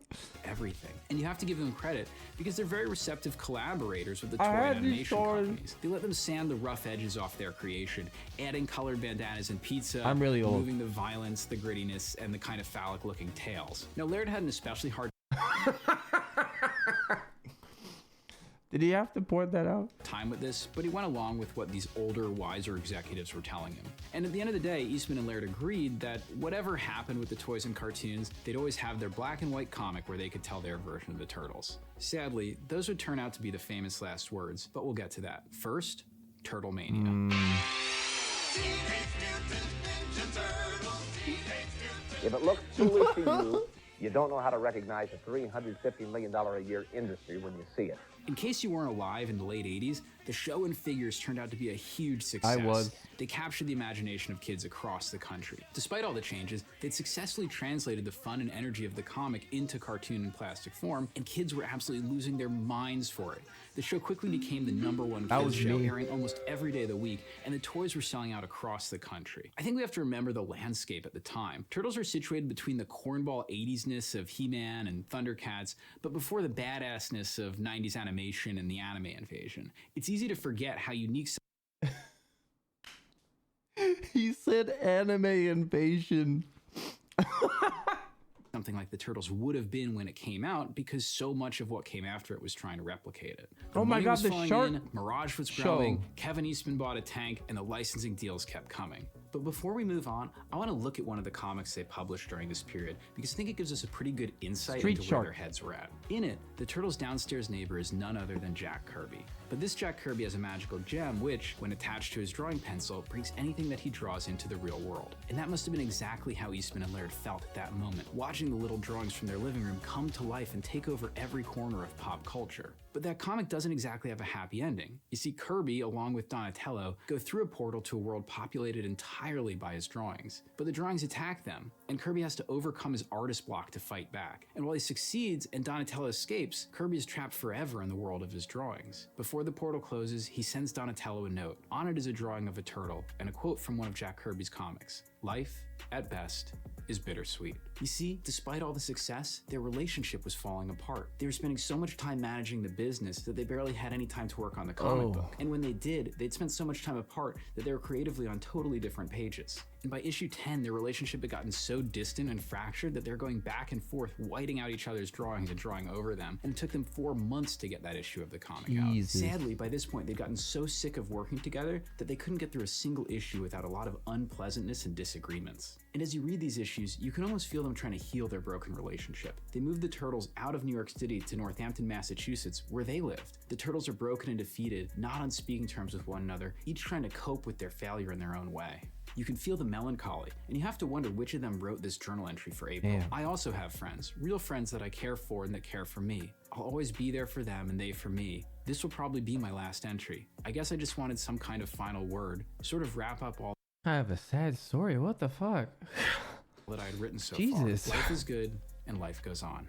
It would be the last issue they worked on together as true collaborators. Oh my Their entire God. creative partnership had lasted for only 15 issues. They would remain business partners, but they decided to alternate issues of the comics so they wouldn't have to work together. And the quality of the comic does suffer pretty dramatically as they start trading off. They're not bad comics per se, but there's something that feels forced and just off about the whole thing. They do come together for a 3-issue run that brings the Turtles back to New York, not jamming like they used to, but at least they were both involved, and some of the spark comes back to the comic. But after that, they both step away from the comic completely, allowing the other members of the Mirage Studio to run the comic while they focus on the business. But just as their relationship is breaking down, business is picking up. A movie is in production, a show is on the air, toys and video games are launching all the time. They're stuck in it together, but they want different things. Laird wants to slow it down a bit and enjoy all the success they've had, but Eastman can't sit still. Beyond managing Mirage and the Turtles empire, he founds a museum for comic art. He starts a second publishing company called Tundra to focus on more mature storytelling that didn't fit in at Mirage. And remember Heavy Metal magazine, which was a big influence on him? Well, he buys it and starts running that too. Mirage publishes a ton of comics in this period, but neither Eastman or He just buys it and be like, oh, I'm gonna run this. I want to run that company now. I got the money. Laird have significant involvement. They'd aimed to become professional comic artists, and the rocket ship of success had blasted them right past their dream. For issue 50, they come together once more. They plan out a 12-issue arc, but they only make it one issue working together as collaborators before Eastman leaves again and Laird finishes the series with other artists. After that run, Laird leaves too. They cancel the original Turtles comic after only 62 issues and relaunch a color version written and drawn by Jim Lawson, but even that version only lasts 13 issues. Turtle Mania is dying down. The third movie is a critical failure, and plans for a fourth movie are scrapped. The hit cartoon show is canceled and Playmates winds down its toys. They even turn the rights of the comics over to Image, who does a very 90s grim and gritty take on the Turtles with no involvement from the Mirage crew. Whoa. They make a final attempt to save the franchise with a live-action TV reboot called The Next Mutation. During That was development, so Eastman bad. and Laird have a huge falling out over the inclusion of a fifth turtle, Venus de Milo. The show comes out with a fifth turtle, but it was the final straw in their friendship and their partnership, and the show is a commercial failure anyway. Turtle Mania was over. Eastman wants to move on with his life, and he sells his share of the Turtles to Peter Laird and walks away from his creation. It seems he burned a lot of bridges, because in an interview a few years later, he says he doesn't even talk to anyone from that time in his life. And if this story ended there, this wouldn't be a $15 billion property. It would be a little comic and a crazy toy fad that impacted one generation of kids. But the story doesn't end there, because after a few years of no Turtles media at all, something interesting happens. A new TMNT comic book comes out.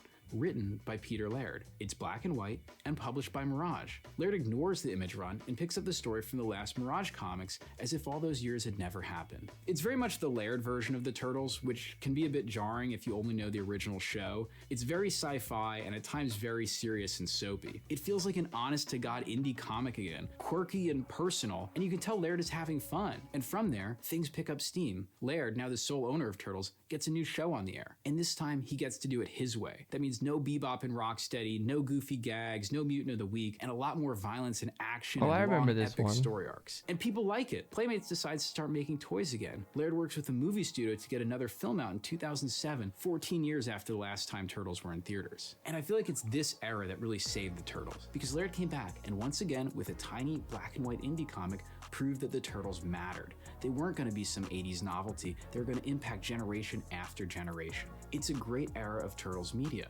The only thing missing is Kevin Eastman. But we'll get back to him. Laird claims he'll do the book as long as he's having fun, and I guess after a few years he stops having fun because the book slows down after about 30 issues. Around this time, the animated show had run its course, and Laird decides the time has finally come. He sells the rights to the Turtles to Viacom. 25 years after their creation, for the first time in history, neither Eastman or Laird are in control of the Turtles' fate. Oh, wow. But that's not the end of the story either. Viacom does a deal with IDW to publish new Turtles comics in a new continuity. And who do they hire to write it? Tom Waltz. But who do they hire to co-write it and do the layouts? Kevin Eastman. That's right, he's back. Apparently he just needed a good 14-year break to re-energize. So now, after so many years of the Laird version of the Turtles, we get the Eastman version. And guess what? It's also really good. I'm gonna put a reading guide down below because it really is shocking how many really good Turtles comics there are, and it can be overwhelming. Eastman even gets involved in consulting with a new TV show and the new movies. Obviously in this era, the Turtles are more ninja-y, less sci-fi, and man, you gotta love all these Eastman layouts. Yet another generation gets to grow up with the Turtles in their lives, still piloted by one of their co-creators. Sadly, we're still missing Peter Laird. Honestly, he seems to be happy running his blog and making ambivalent comments about the new Turtles stuff, getting really into pottery, but it feels like the story is missing an ending. I have this parasocial need for these guys to be friends with each other again. They gave me so much in my childhood, Hey man, and I feel I owe you know, you go from a $15 billion franchise to pottery, that's the life, yo. Them that. Well, apparently, so did somebody at Netflix. For the Teenage Mutant Ninja Turtle episode of the show Toys That Made Us, they decide to bring Eastman and Laird together again for the first time. Now that's just marketing BS because they had been together a few times at conventions, but man, I can't watch this without tearing up. We had that window installed.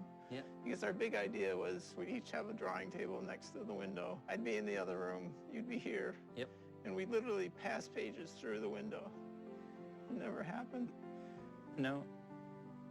That moment, that pause when they both look at what could have been, the life unlived, where they had a lot less money, a lot less fame, but got to spend their lives drawing comics with their friends. Why am I tearing up?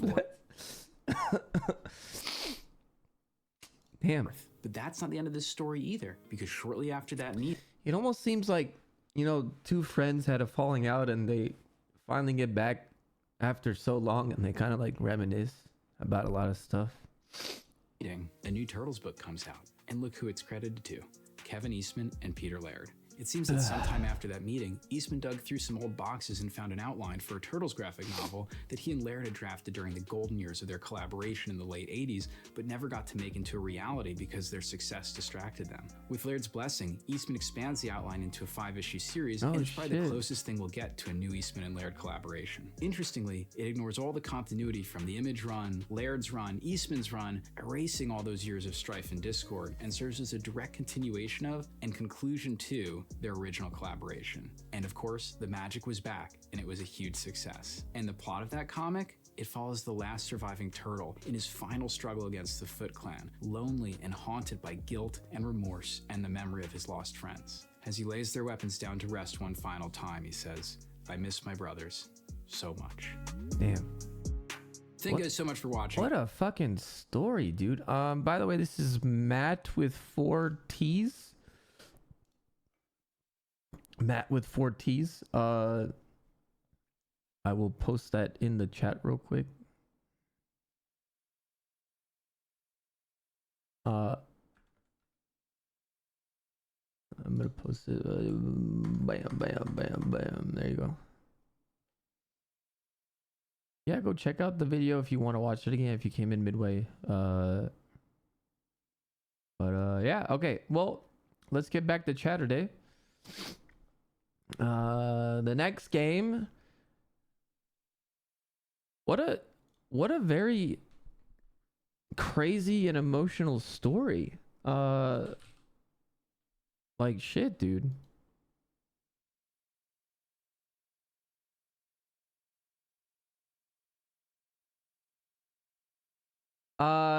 Guess what, guys?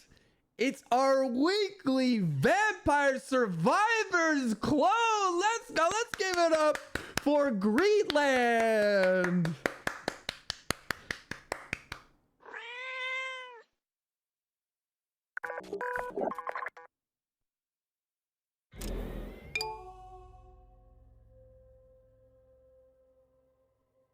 How many clones can we get?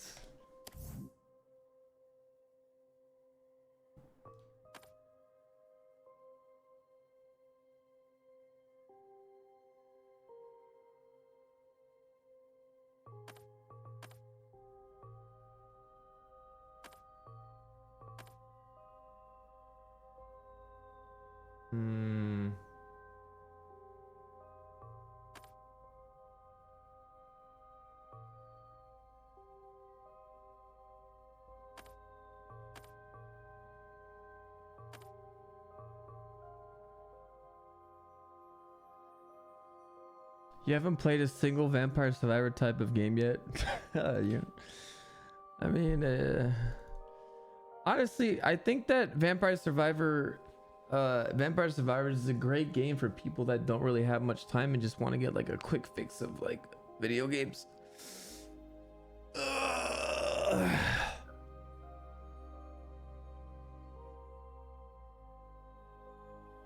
It's like the perfect game, you know? Yeah, it's a really good Steam Deck game. I agree. There's nothing wrong with Vampire Survivors games. It's just that, dude, it always happens. Like one successful indie game, everyone wants to make the same exact fucking game. It's like it goes wild.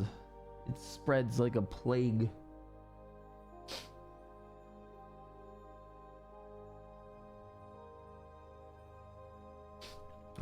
Okay, I'll be right back. I just want to put this downstairs real quick. 1 second. Yeah, there's like 5,000 Stardew Valleys now. It's insane.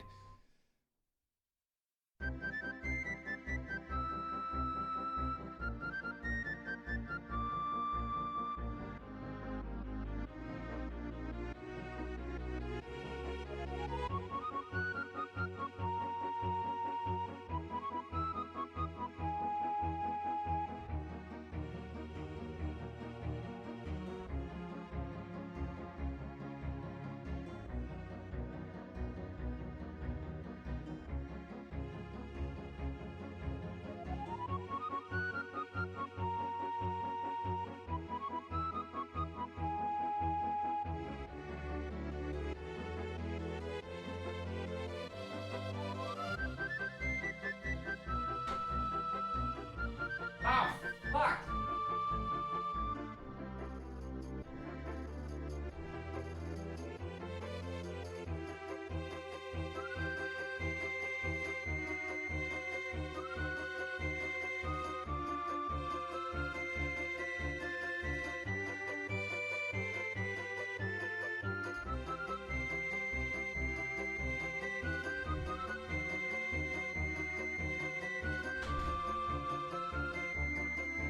Okay.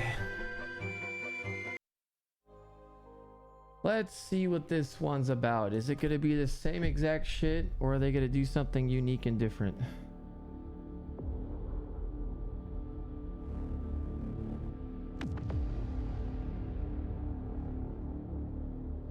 What was, dude, that was literally the Doom pose. What the fuck? Did you see that, chat? Yeah.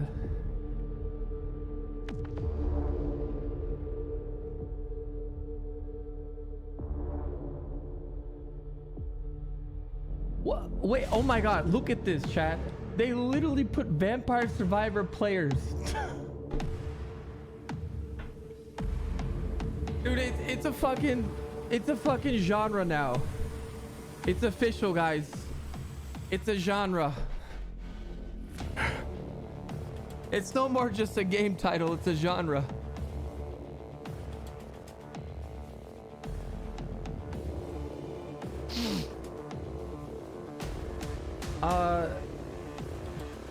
For hardcore players, bro, you're just moving your mouse. They make it so dramatic.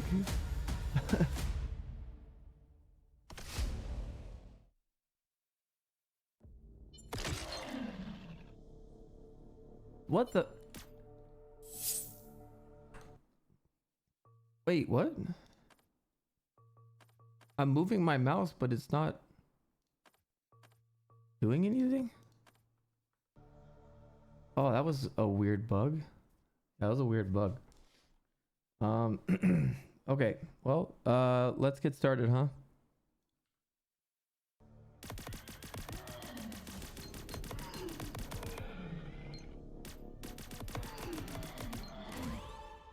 Oh, Jesus.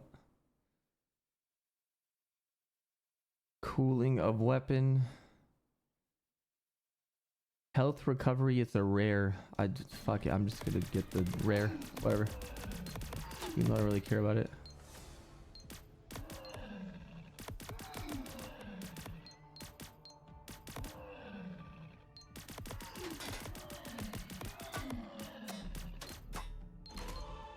I'd say that the quality is very, like, look wise, it's good. Unlock plasma disc. The disc will fly around itself and at regular intervals. Sure.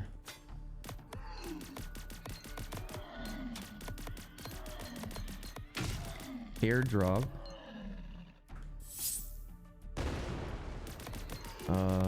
Okay.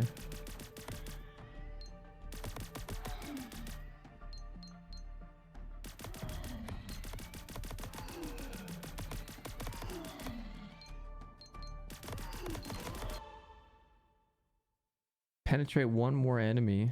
Sure.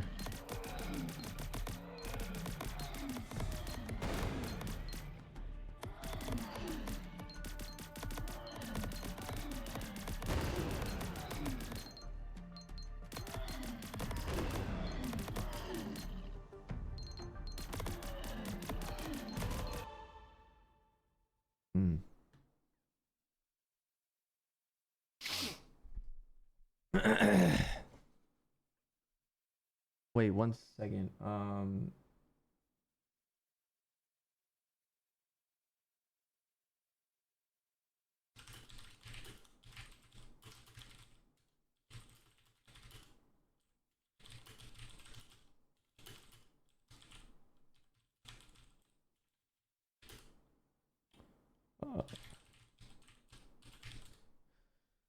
Okay.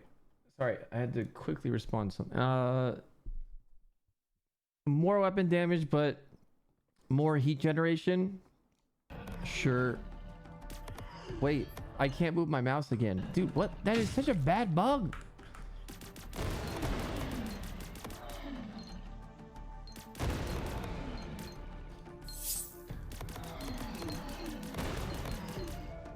Oh, oops, I got hit. Oh, man, my no-hit run is done. Fuck. Oh, dude, my no-hit run. More cooling since I got that upgrade.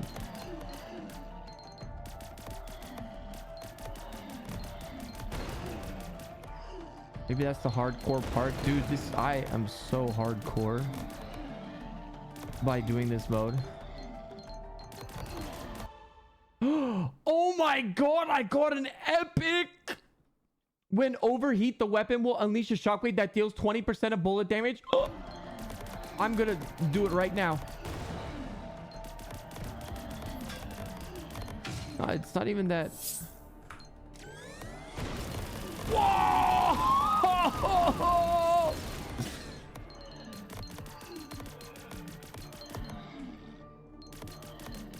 Dude, the octane levels on this game are insane.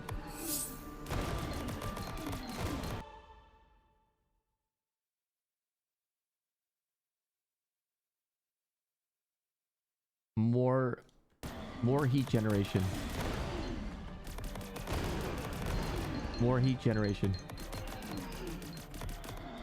400 damage. Wait, this it might be a viable build. Yeah, it's actually working. Wow. Air has a right. Whoa! Critical rate, fire rate, definitely fire rate. Wait, overload again?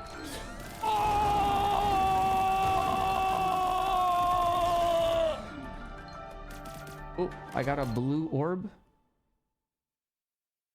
Penetrate one more enemy.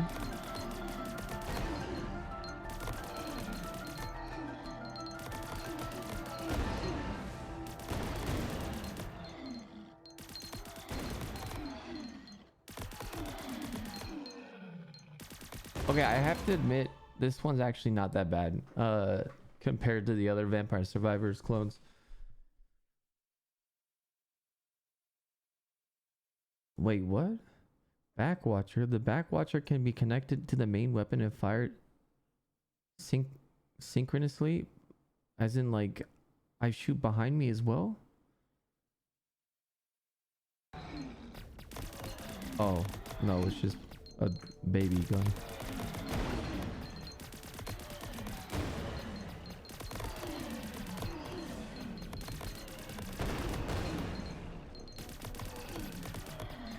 Yeah, this is definitely one of the better ones, I'd say. Shoot the enemies you face? What? Nullify incoming attacks. More recovery, fuck it. Oh, I leveled up twice? +1 back. Oh wait, plus 40% damage.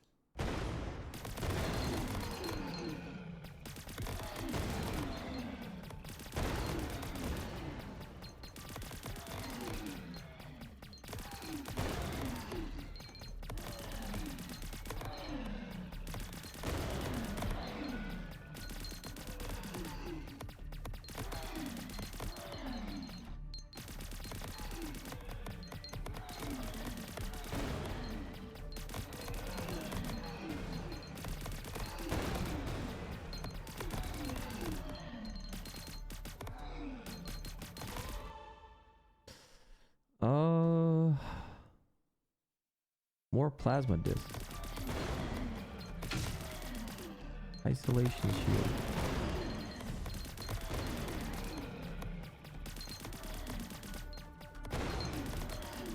Yo, honestly, this one's not that bad.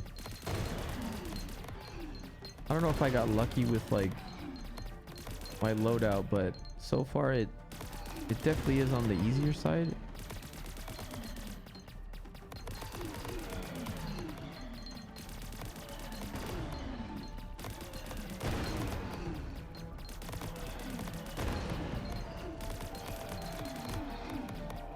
Huge heat. Oh my god, what the fuck is that? Oh, dude.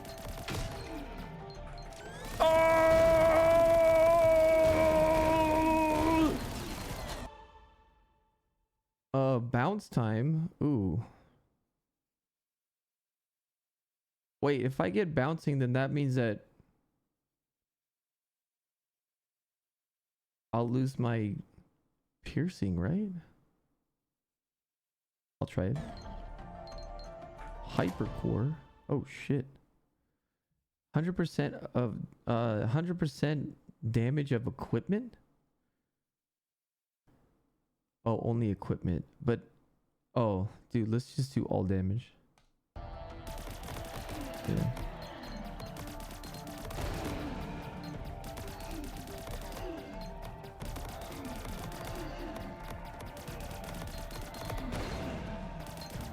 Wait, what's that?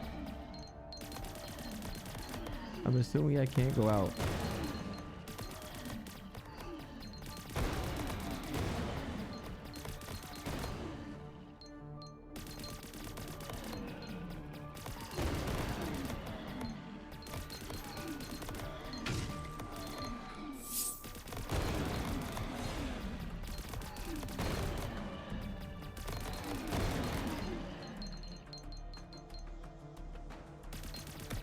What is that? But what is... Oh, that's projectiles that are gonna hit me. I see.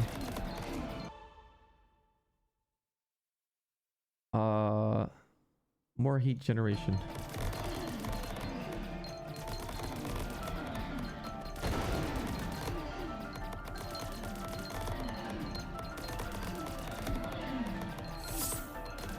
Shit, I'm actually starting to have problems.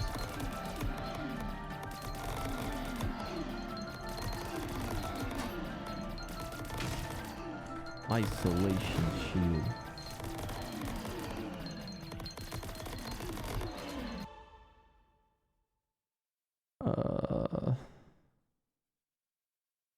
Fire rate.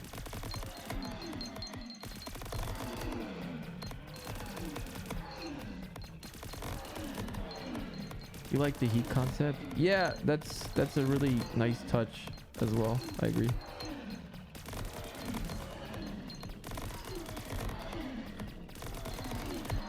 I give this game a definitely a +1 for actually having different mechanics than the normal shit that you see.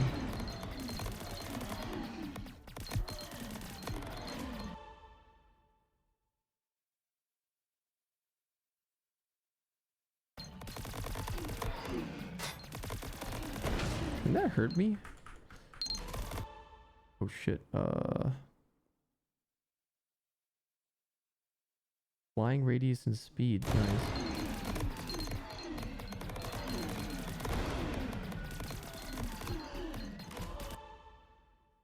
Extra bullet, but 20% minus 20% accuracy. That sounds insane. Oh.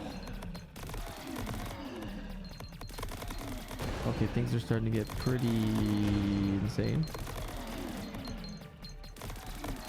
Spaceship will arrive in 2.5 minutes. As in, to save me or to kill me?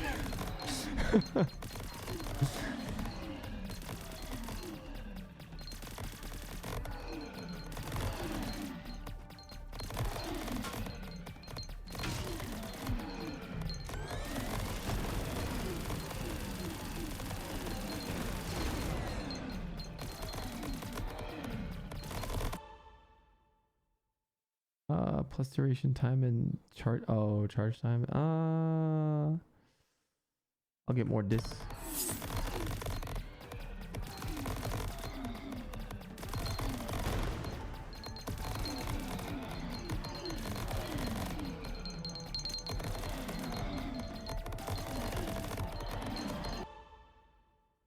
Crystallize. What's... Oh, these are the EXP things, I think.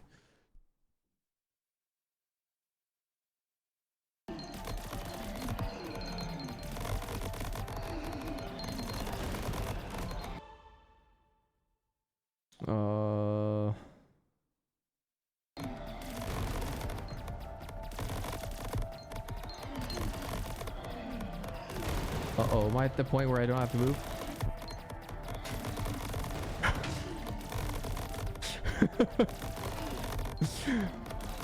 Let's go!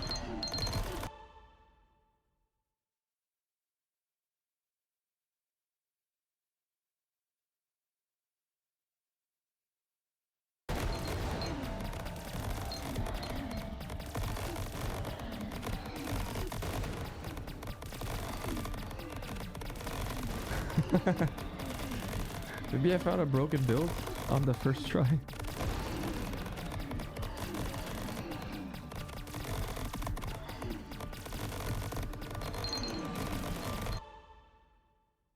Oh, cool.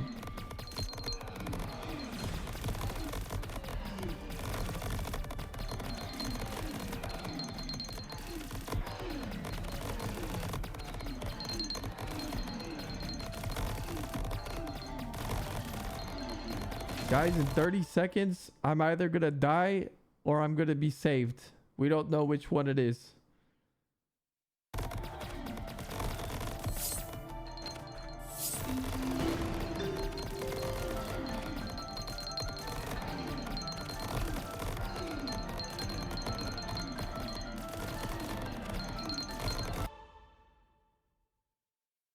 I don't understand the F. Like, I see the whole screen. Oh, it zooms out. Oh, shit. Whoa.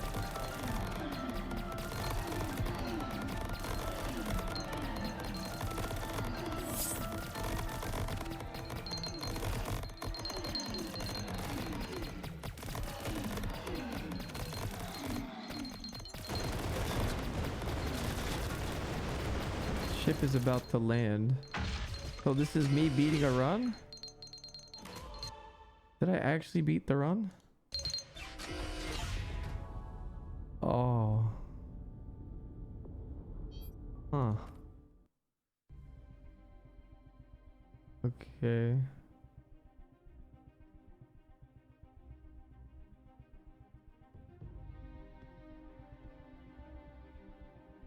Sure.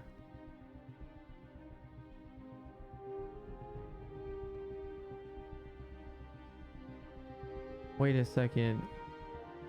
What is this extra one up there? That better not be what I think it is.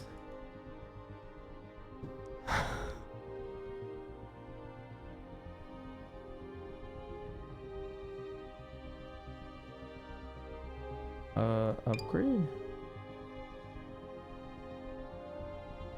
Did I upgrade?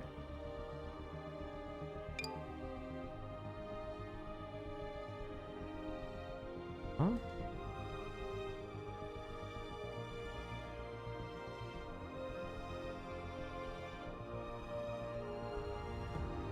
Or?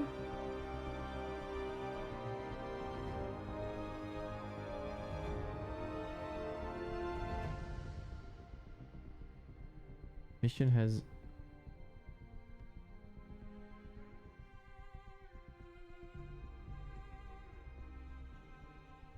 Oh my god, it's structured like a fucking mobile game.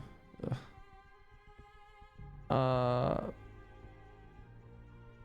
This is equipped. Wait.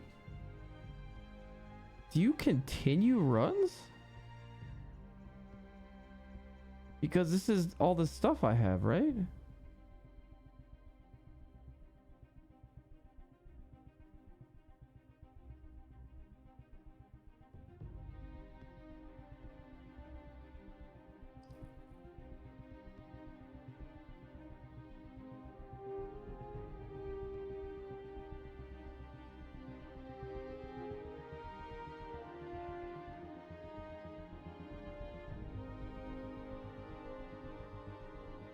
Activate. Equip. I don't know. Upgrade. Insufficient funds.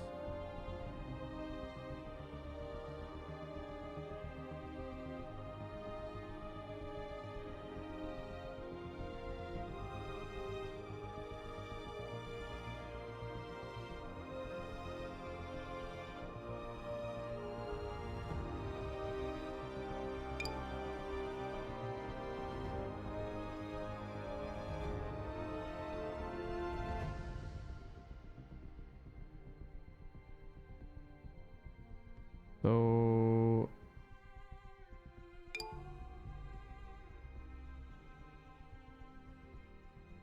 oh wow, yeah. Huh. I have to go to jungle area 2 now. No, I start over. Oh. Huh. But there's like missions though. It seems like I'm already bouncing.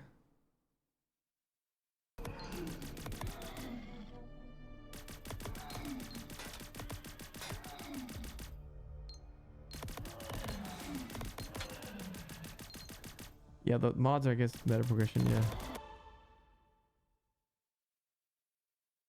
We're gonna go crit build.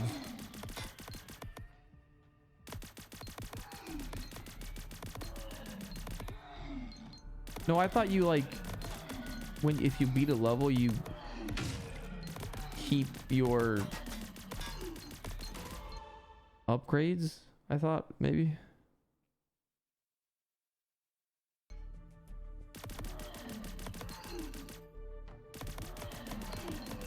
That's what it seemed like for a second. I don't know.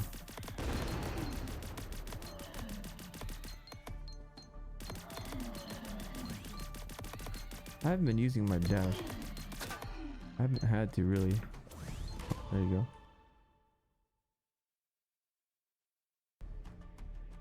What's this?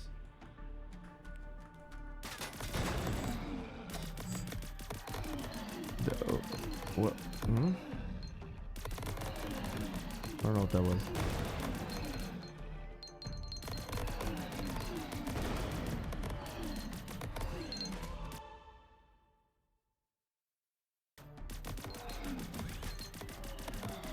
Oh, it's the currency thing.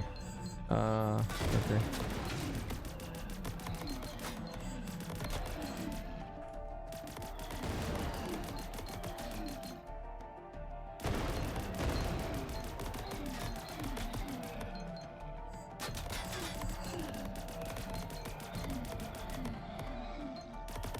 It's not pay to win. Probably not.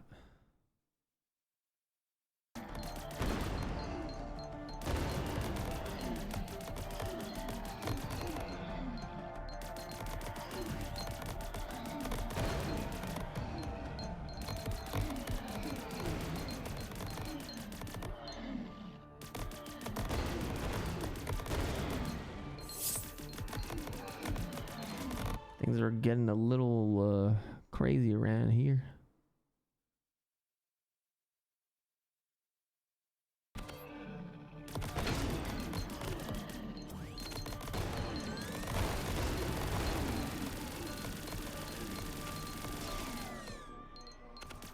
Maybe it's just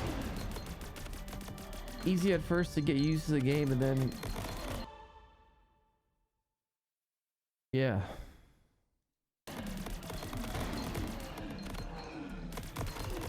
It'll keep getting harder in the next missions.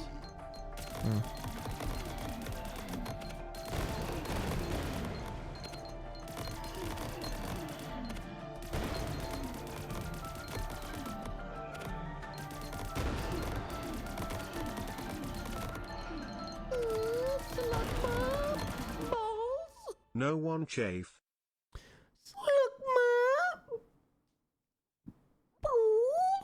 Yo, thank you. Happy birthday, Alex. Not my birthday.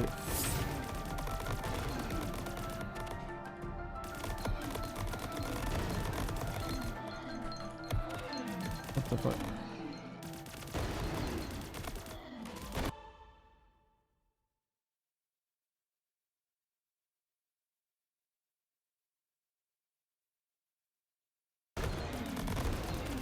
Increase the damage if a bullet passes through. Oh, that's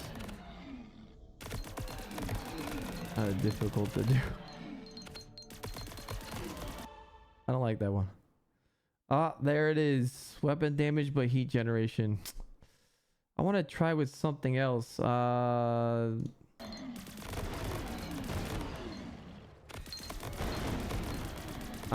might be interesting. If I get enough prisms, I might be able to completely do extra damage.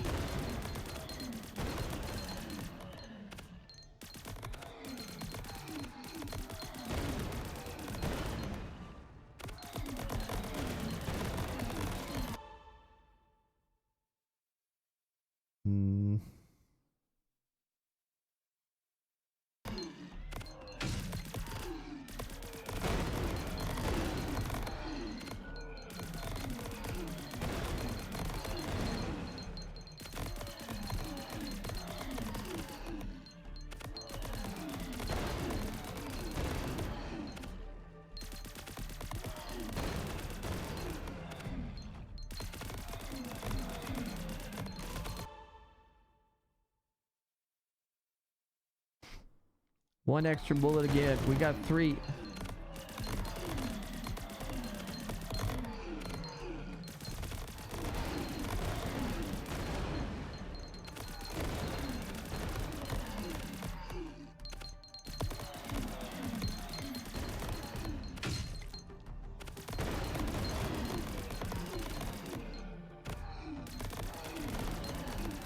Getting a higher difficulty as a slog. Well, this is definitely not for your target audience, I think. I think, you know, it's trying to introduce more casual gamers into something like this. And then for the people that probably play the game longer, it'll eventually get into the difficult stuff. Oh! Clutch.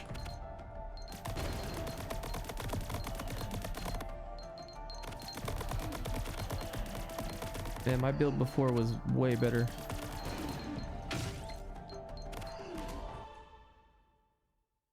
Ooh, critical rate. Oh my god, critical master. Oh, critical master.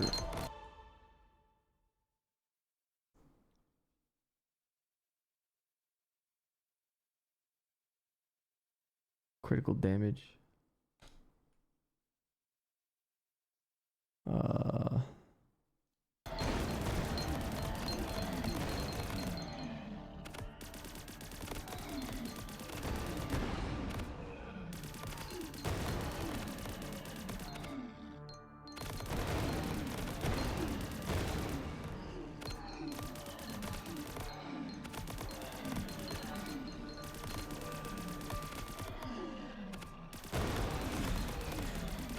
Yeah, something I always say, like, you know, not every game is catered to you, and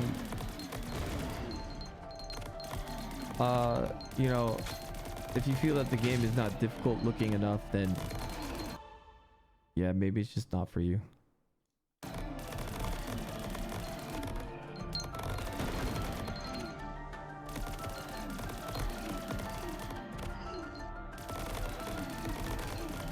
We are doing more damage now.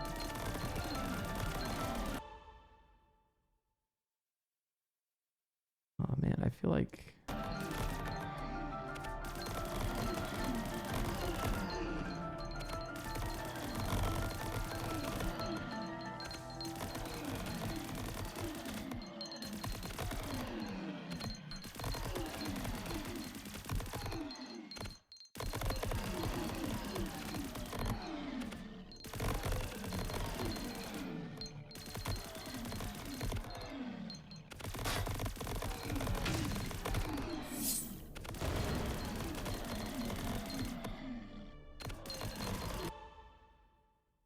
it's keeping me nice and engaged though.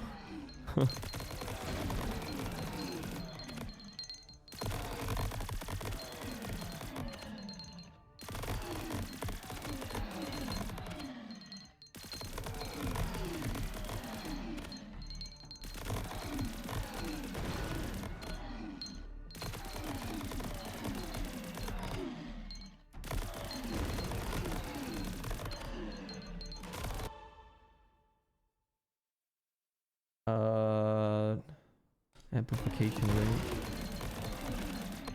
rate or damage.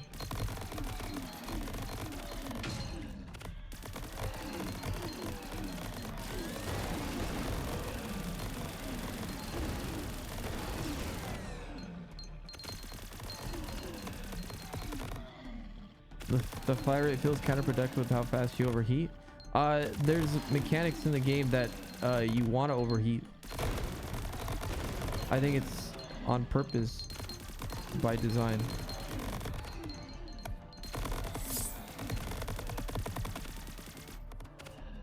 Oh fuck, I'm dying though. Nope.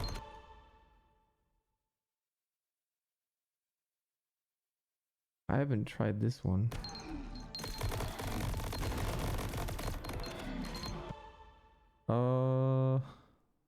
More damage.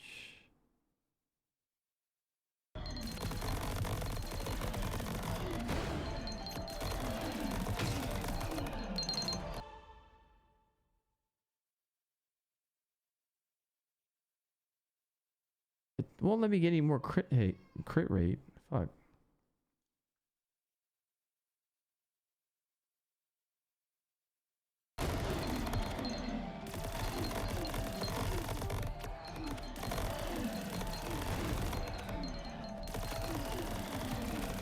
Oh, wait, you think I hit the maximum crit rate? Oh shit, you might be right, because the other damage you're seeing is actually not from me, it's from my...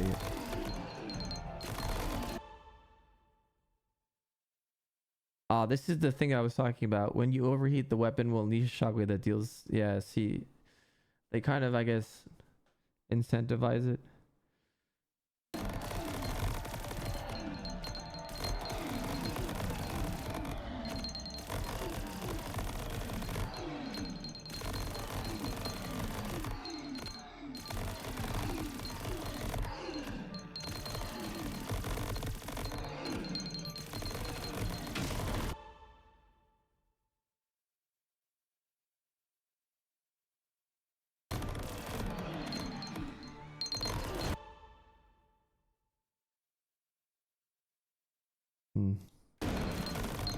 It seems like we keep going back to the same build, which is I'm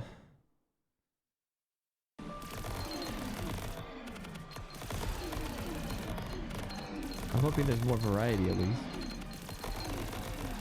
Oh, we hit the 30 minutes. Okay, guys, we hit the 30 minutes. We do a vote. Our Vampire Survivors clone of the week. Do we continue this game? Do you feel that it's good? Do you feel like it's worth it? Yeah, even if we don't continue, I'll wrap this up with the 40 seconds left that we have of this run.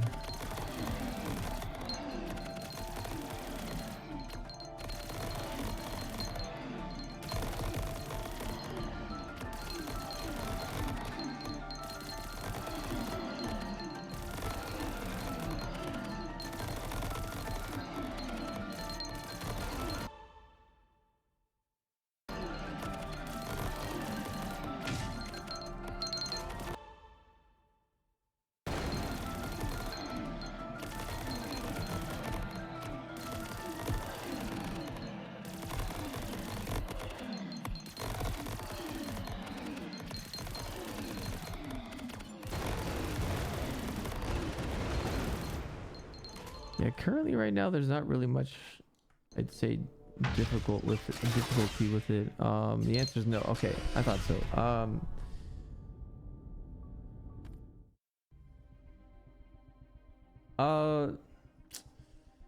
Yeah, I don't know. The game is okay. I will admit that it's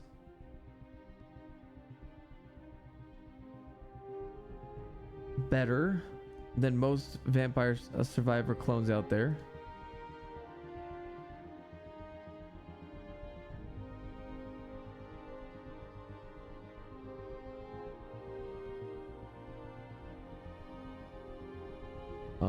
It seems like I can't unlock these other ones yet.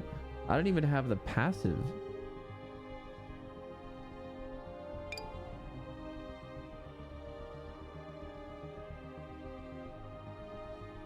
Wait, what? Level up Apprentice 5. What does that even mean? Apprentice. That's confusing. I don't know. Oh, I literally have to, like, level up here. Ah, okay. But yeah, I don't know. A Titan mech feature under development. Interesting. This game might be a little bit more to it than I thought.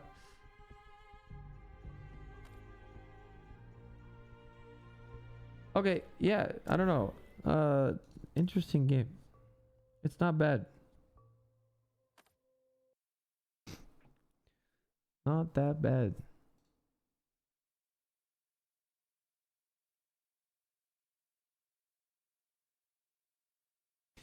Okay, the next game is going to be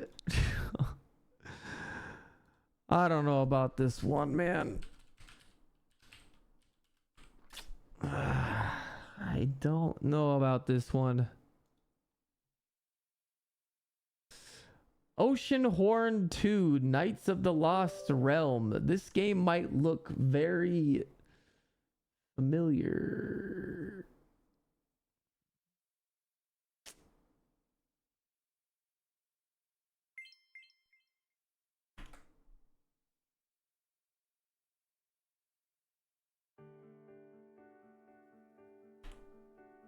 Hmm? The fuck? Hold on.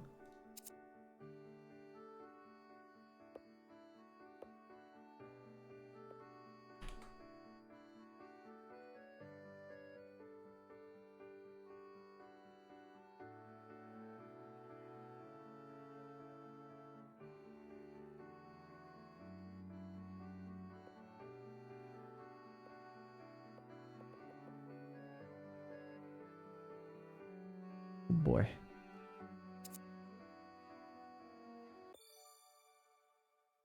Here we go. At the end of the world, I write this paragraph, to be the last for Realm of Arcadia.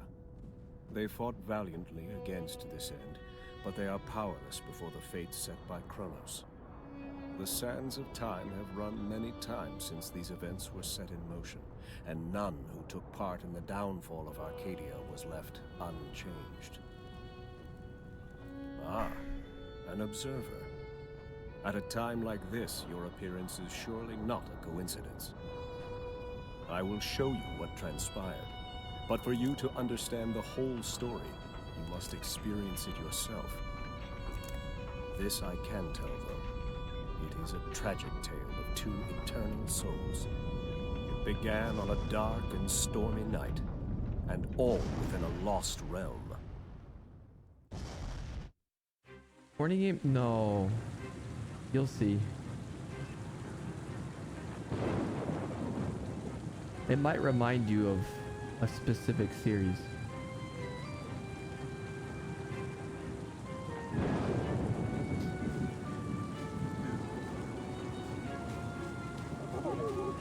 He said he would meet us here.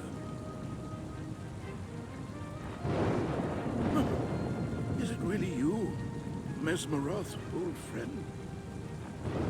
When I got the message, I could not believe it was from you.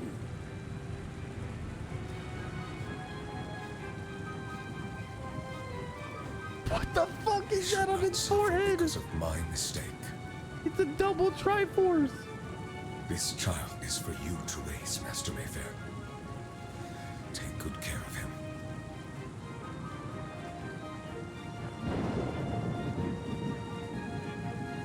What are they doing?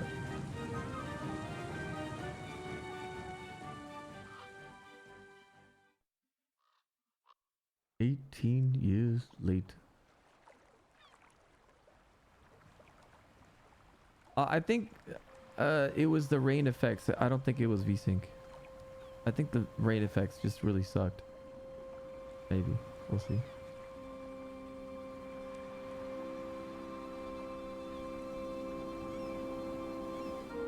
Nope, never mind. I can't change it right now though. I have to wait, I think.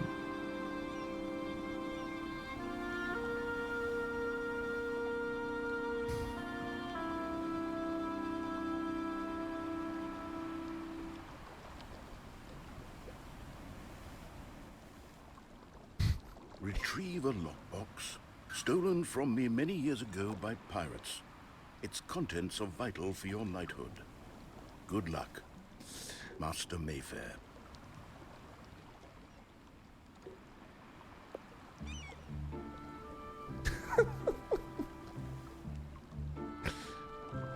Wait, it's literally the Stanley Parable narrator? Was it?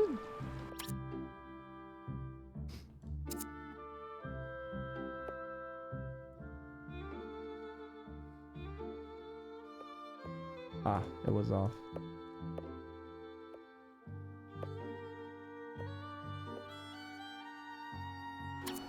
Wait, hold on. I might want to actually play this with a keyboard and mouse.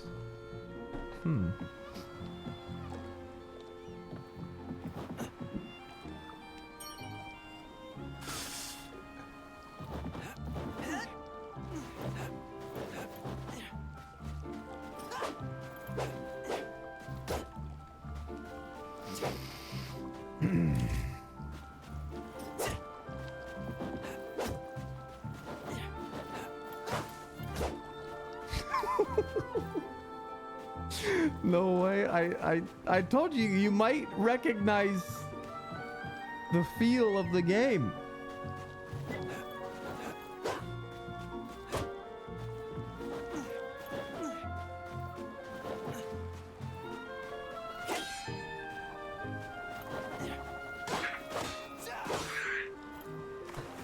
Hold on a second.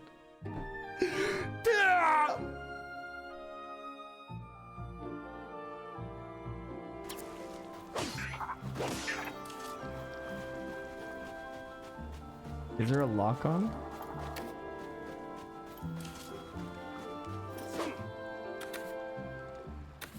I have a heal spell? Oh, that's cool, actually.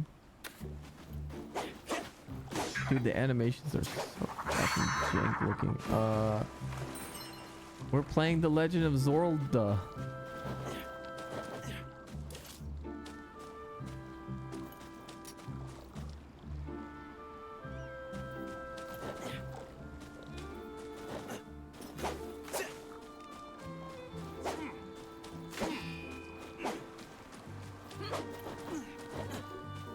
No, like when I first saw this, I was like, okay, so I get what they're doing.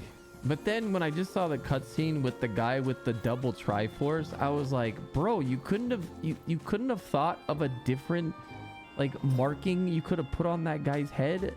Really? A double Triforce?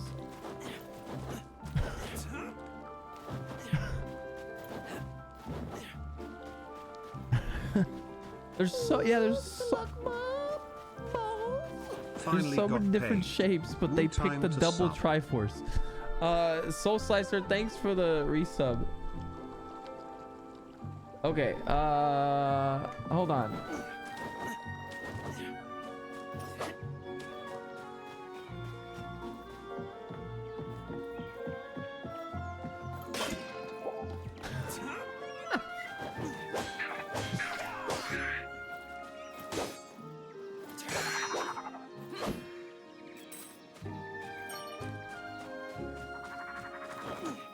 The timer? I'm waiting because it seems like this might be like a intro tutorial.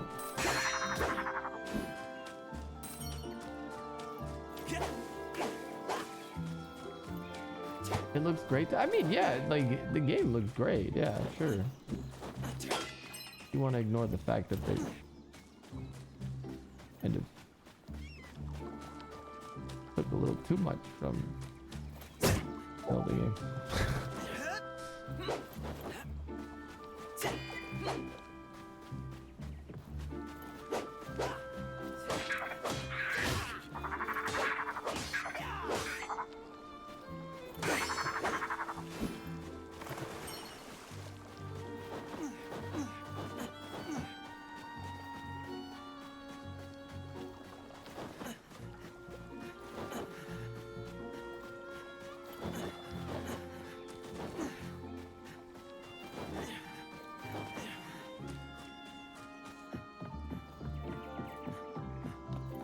Oh no, this is Lank.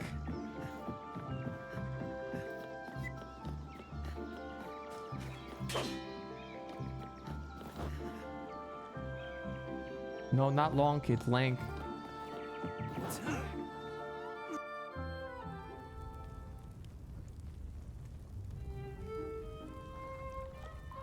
No fucking way. Are you serious?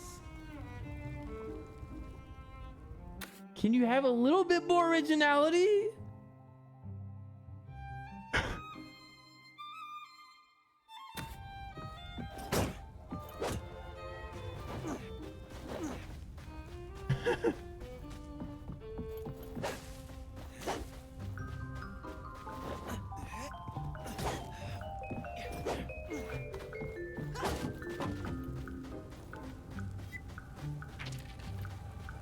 What was that janky ass animation? What the fuck?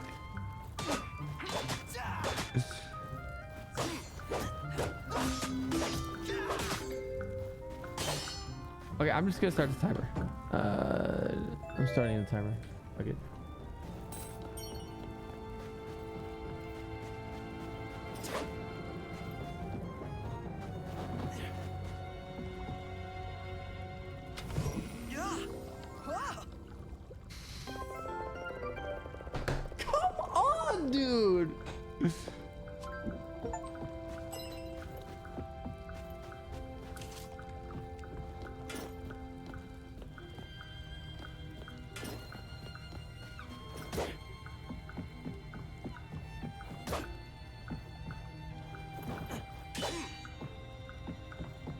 The sound, like bro. What am I supposed to do with this?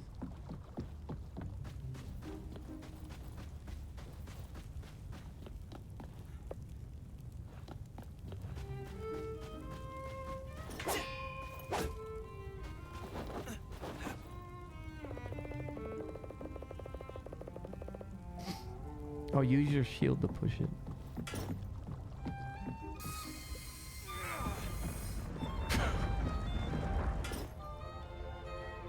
What? Interesting.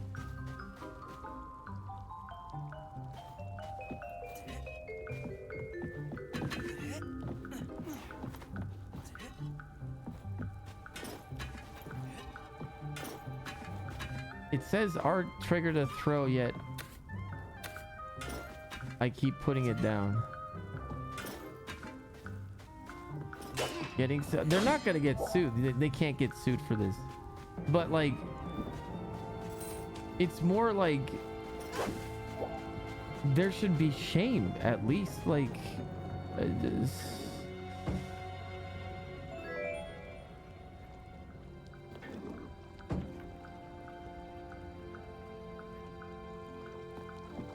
yeah, it's disappointing to see people do this. And this is apparently a second game.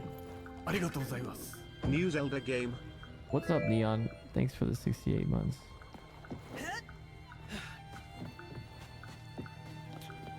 The only thing I'll give this game is that it runs at 60 FPS.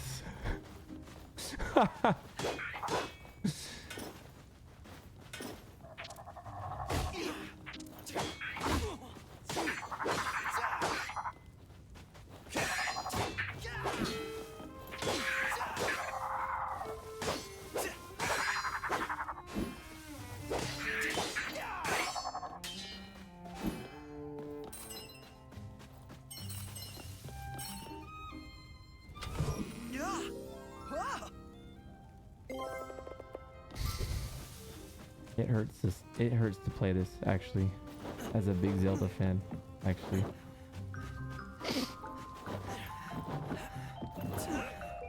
It's Surfer Dude Link.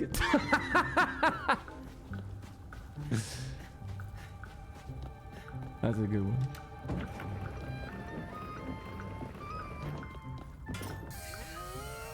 This like mechanic is weird. Like that. Like they tried to be creative with that, but it's just like jank and weird.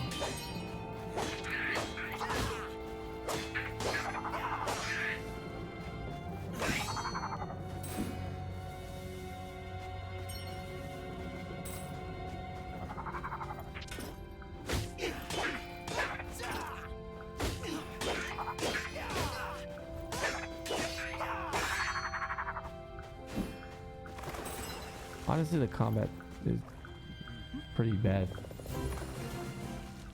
Level 2. Okay.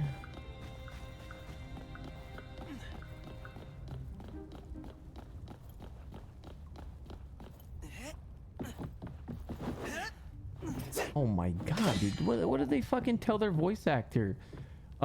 Give him like all like a bunch of like YouTube videos of like, you know, all of Link's sound effects, and then say, hey, just do that but in your voice.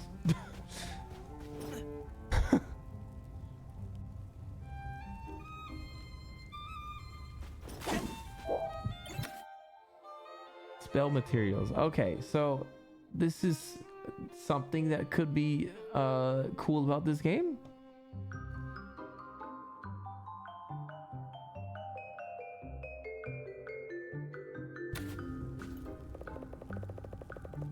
Keep the barrels away from the torches, they can catch on fire easily. Okay.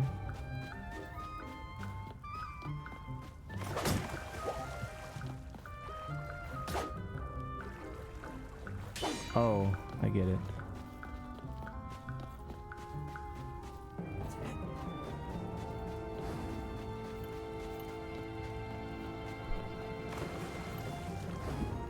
This is kind of bad.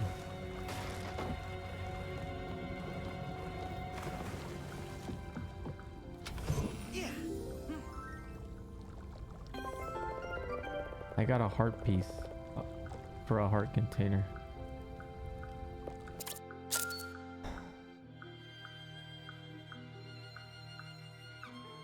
Okay.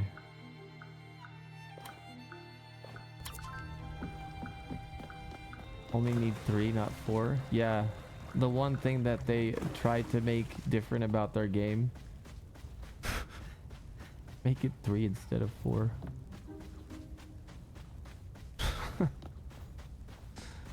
Where the fuck did I come from? Did I come from here?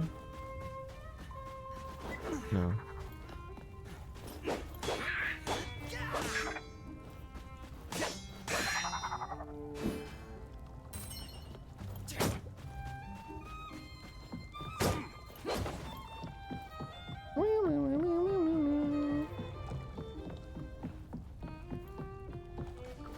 I'm intrigued to see more of the game though.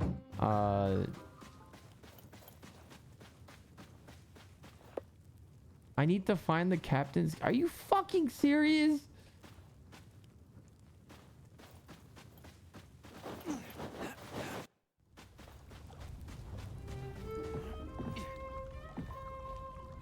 I still say so far the biggest sin of this game is not that it's a ripoff, that it's a bland ripoff. I 100% agree with you. It is a very bland ripoff. And I can't believe it's their second game. You got the captain's key. No boss key, captain's key.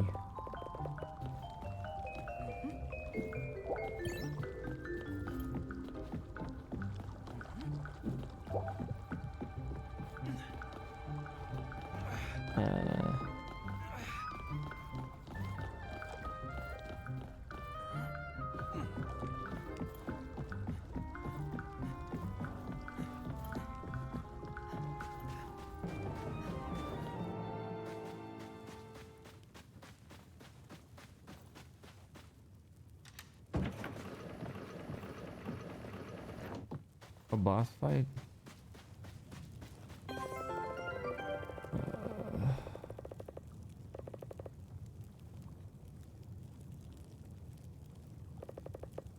So there's a mini game you play cards with people? Okay.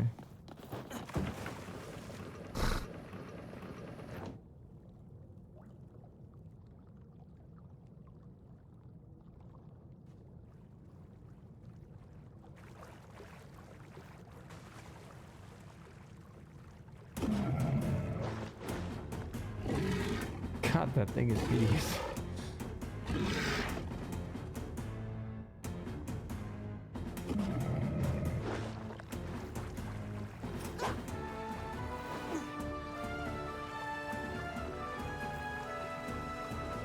Okay, it seems like I need to do something with this.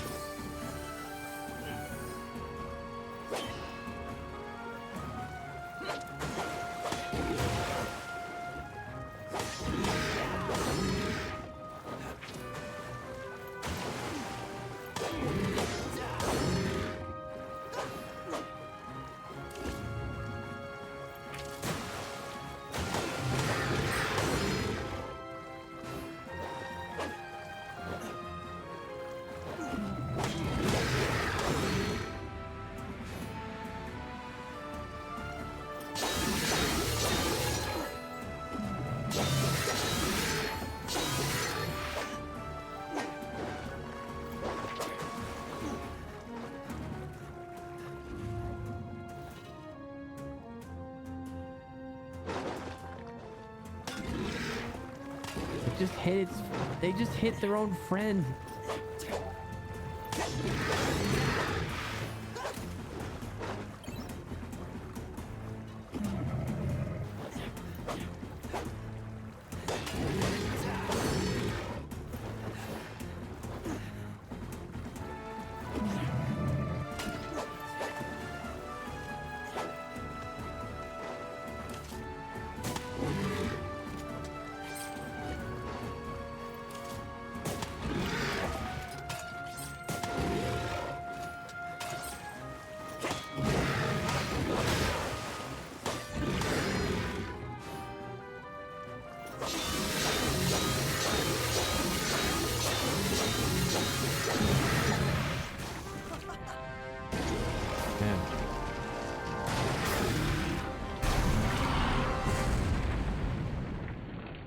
That was beyond easy to the point that I'm insulted.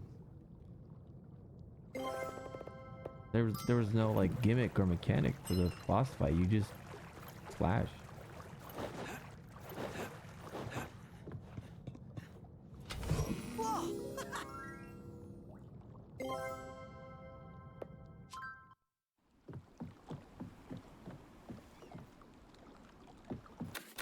Oh, fuck. I don't know what that said. Damn it.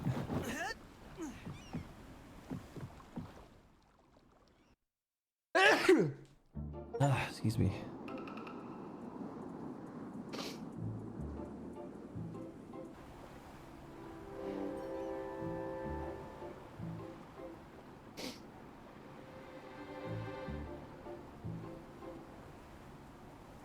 Bless you, thank you.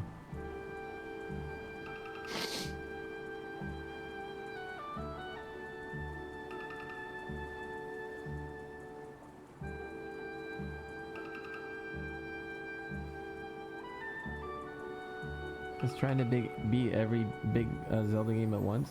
What they're trying to do is they're trying to get people to buy their game with similarities to like a bunch of things from popular Zelda games. Like I bet Wind Waker fans are like, oh my god, it's like Wind Waker.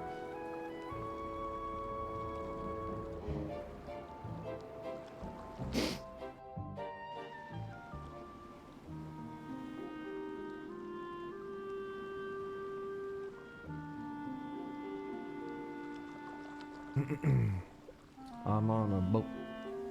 I'm on a boat.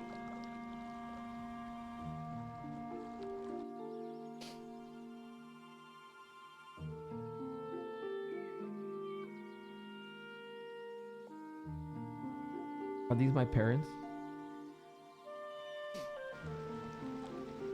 Wow, that's literally Link. That view right there.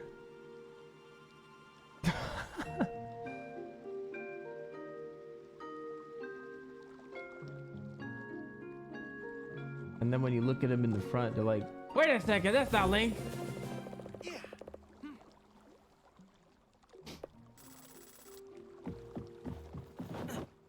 A knight in training has arrived. I hope your trip went well. Did you find what I asked for?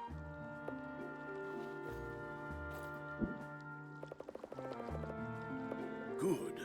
Now, let's head home. You must be hungry. Let's eat, and you can tell me all about your adventure. When you become a knight, the contents of this box will be yours, son.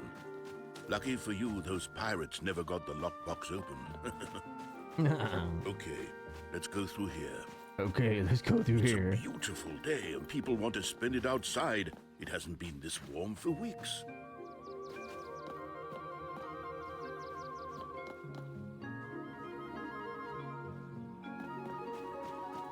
Jen has been anxious to see you return. He was a little worried about you, to be honest. There he is. Say hi to him and come back to me. Hey, you're back. I'm glad you've returned safely. It was your first adventure alone, after all. And here you are, unharmed. We have every reason to celebrate tonight.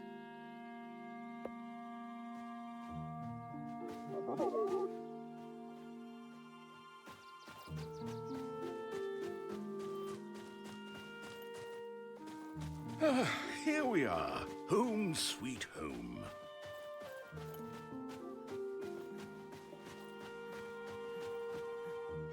Casual robot.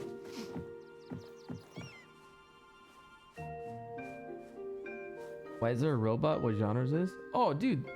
I think that it's cool that there's robots. I'm okay with that.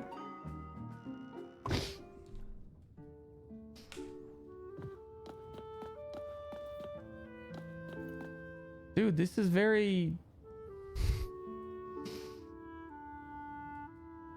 modern fantasy, huh? Good. You're here. Sit down when you're They ready. have a refrigerator. Honestly, I like the aesthetic. I'll give it that.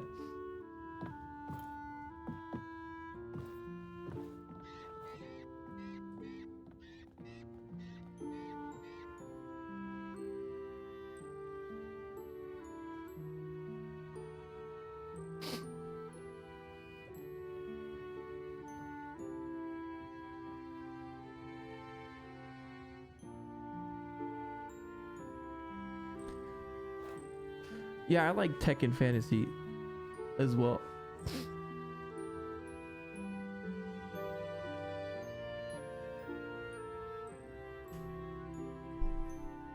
I'm just not a fan of the blatant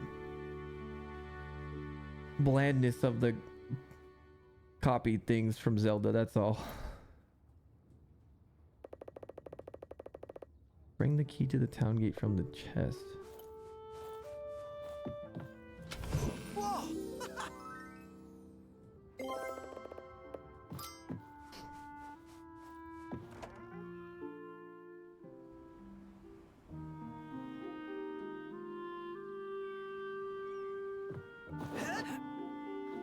Look who finally woke up. It is your big day, boy.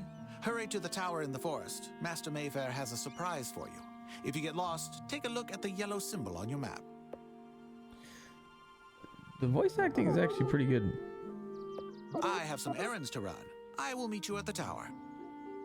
Don't forget to stock up at the vending machine near Laurie's Inn. I'm off. See you later.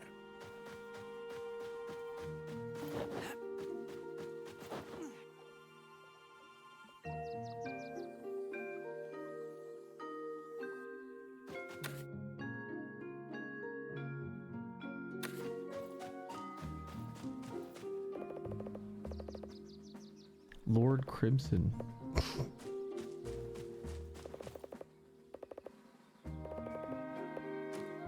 He's looking up.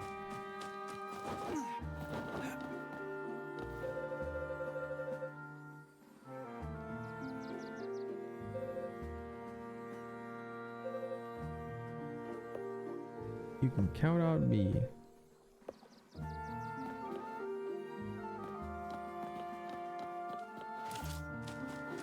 Can I shoot people?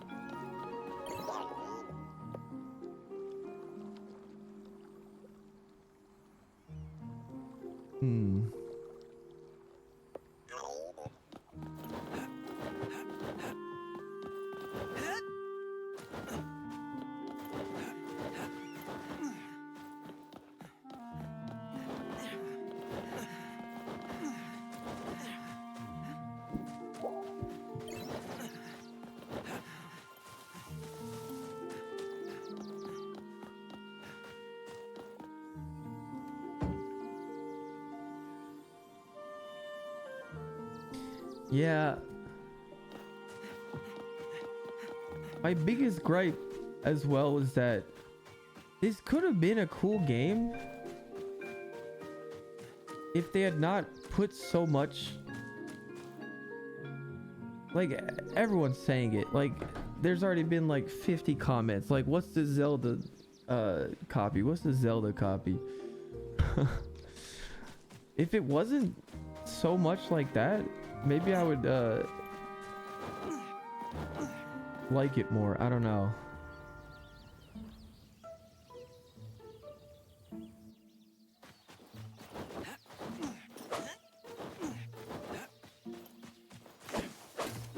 They should pivot into a series of farm simming.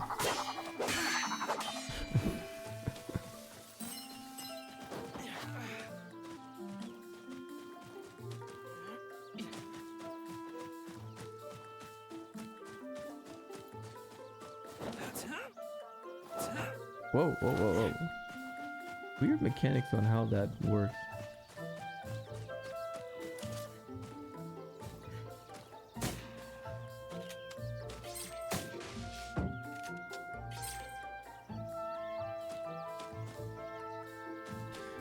You played Tunic recently. It seemed like it copied some stuff from Zelda, but it was on. See, Tunic was an amazing game. I agree with you on that. It was its own game. But this game right here is just screaming like too much. It really lacks like a lot of originality.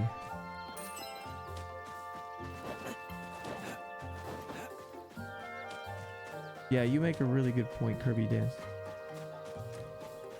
Yeah, yeah. Nobody's saying, yeah, yeah, dude. Yeah, nobody's saying that this is not well made. Yeah.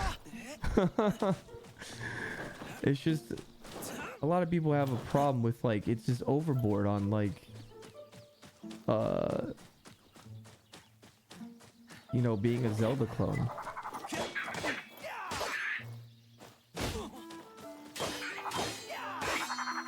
It's prettier than Zelda. Well, obviously because they don't have to worry about trying to make it run on a fucking device that seems like it's from the 1990s.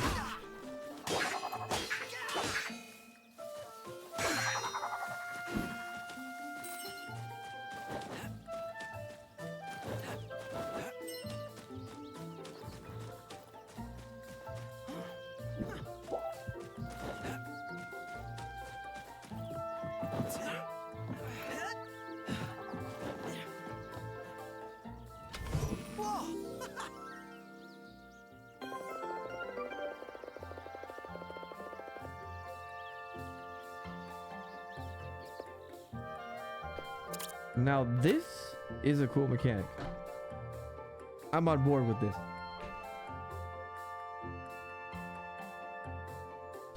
See, that's why, man, that's why I seem like it's a waste. They should have had like, you know, a completely different looking character, different vibe.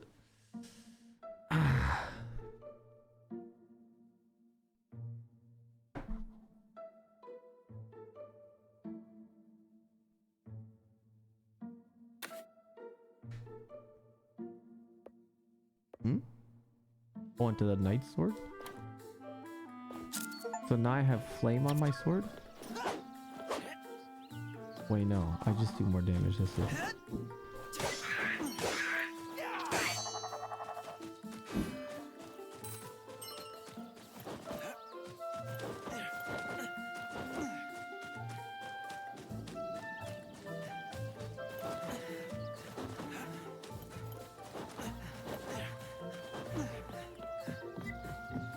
But yeah, the game's beautiful. Uh-oh, I only have one bullet. How do I hit this? That was kind of awkward. There's no way to jump too. Oh wait, hold on, I got this. Yeah! Fuck.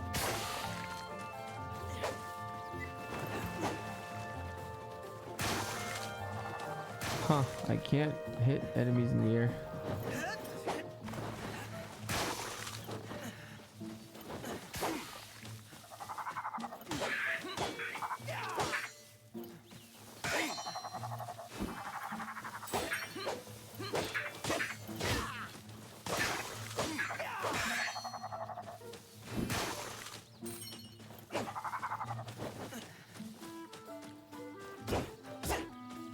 Don't you have a gun? Yeah, with no ammo.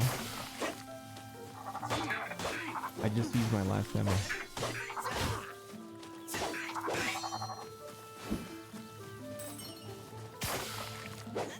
I like jumped for a second. See, no more.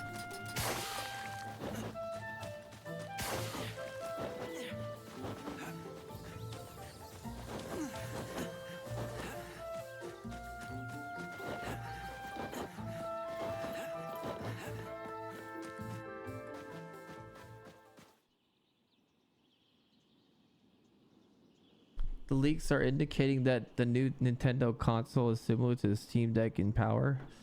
Man, I doubt it's gonna be the same or better.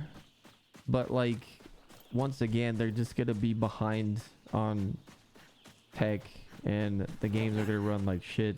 And I will never like playing on Nintendo systems anymore.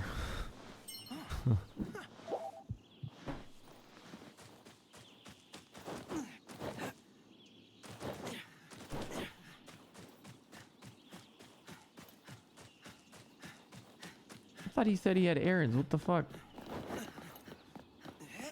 That liar. That was a weird transition. Wait a second. Was I not supposed to do that?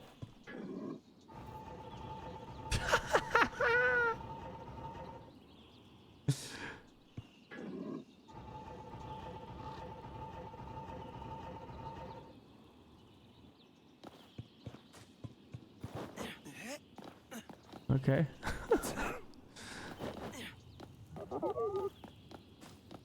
It Hey. feels just like yesterday that we came here to have a picnic, and I carried you home on my shoulders. Today, you're going to have to walk back on your own. Jen, join your party? Wait, what? Okay, we need to find a way to open the door to the tower. I don't know why Master Mayfair closed it in the first place. He's waiting for us inside.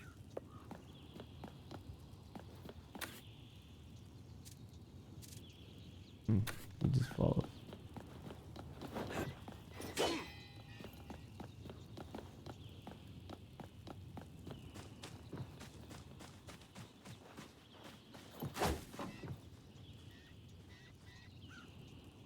Hmm? Oh.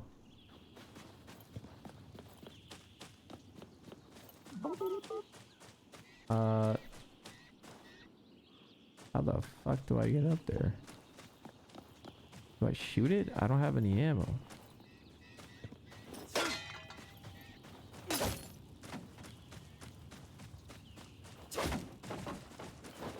Right? Yeah, I don't have any ammo.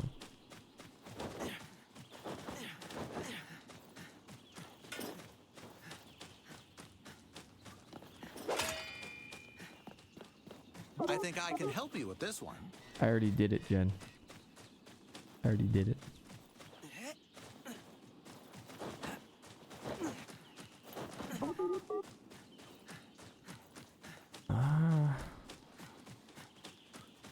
God, am I dumb?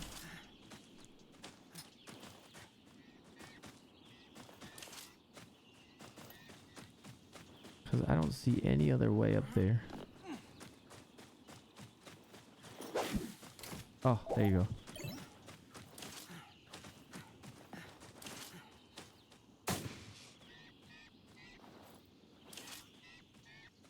Jen!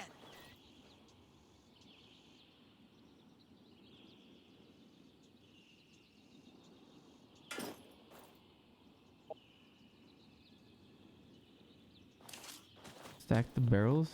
I mean, that was the last thing I thought would even work. But you might be right. No, I don't think this is it.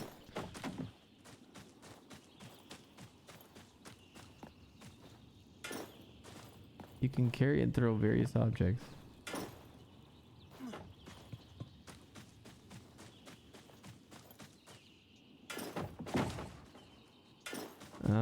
I can't stack it.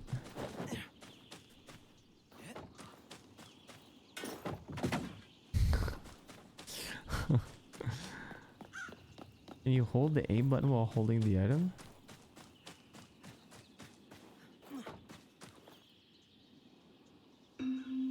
Wait, hit? Jen! Jen! Jen! Jen! Jen! Jen! Lever.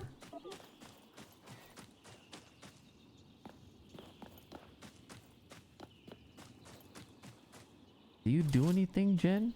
Jen!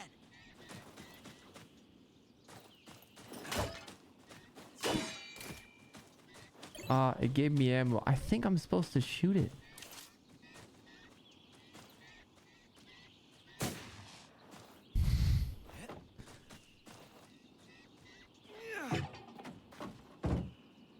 What the fuck? That was so weird. I would have never expected him to throw that huge ass barrel all the way up there. That's so stupid. Okay, anyway, I'm gonna vote. Or we're gonna vote. You can throw multiple. I know, but still, like that high? Do we continue this game? Yes. No. Start the poll. If you think this game is good, if we should see more of it, please vote.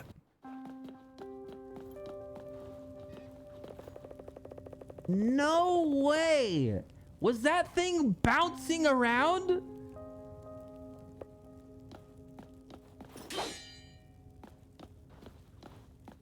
There's like no originality, man.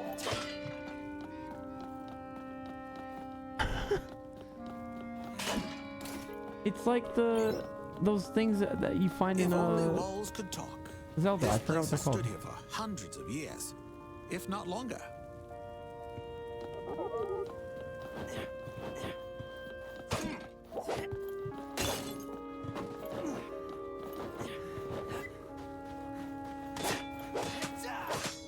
Gossip Stone. There you go. Does Jen do something? Oh, he has a big ass sword. The votes are in, guys. It's no.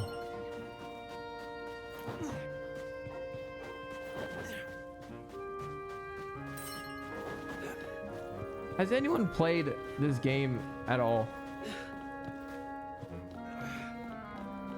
Like played like a bunch of this game?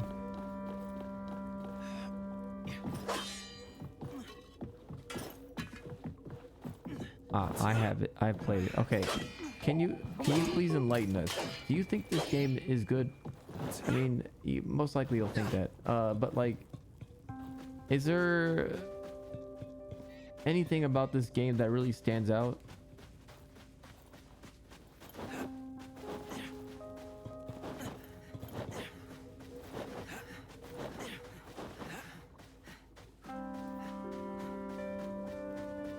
FPS.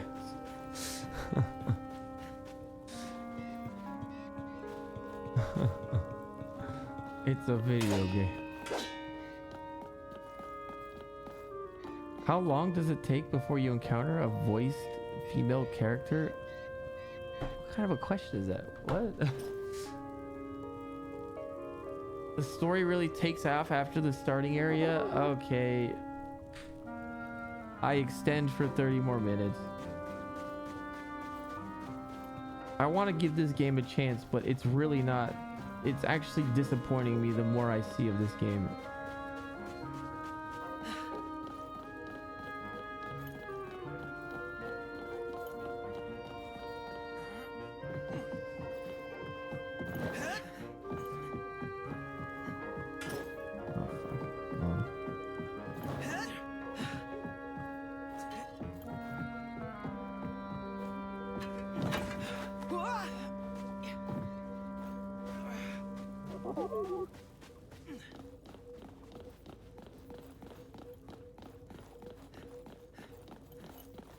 Rigged? Well, no, I have like voting power.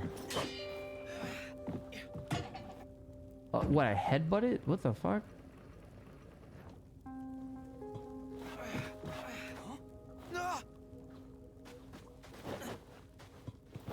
Be careful now.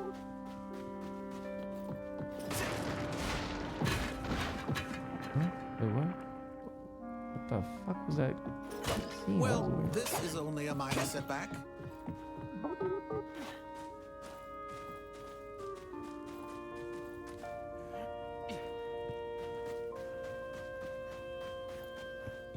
Okay, let's continue.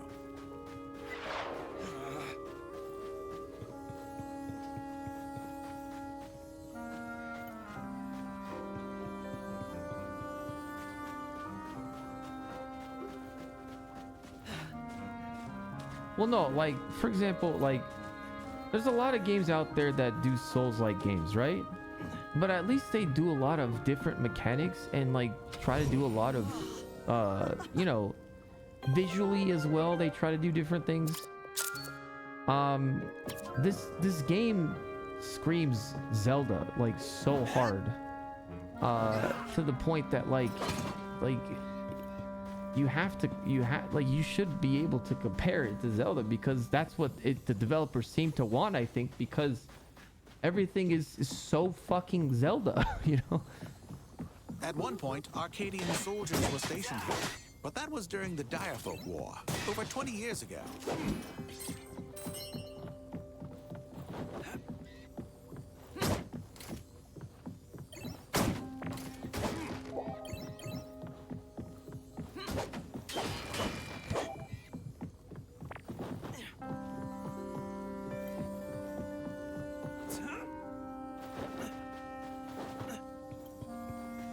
Oh, was I supposed to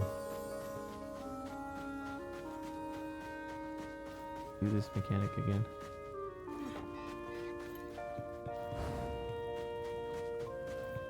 Oh, there is a robot companion with me. That's why it sounds like an AI. It's a robot.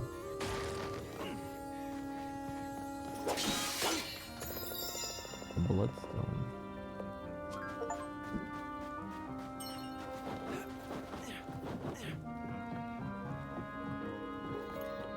Oh, I've never noticed this room before.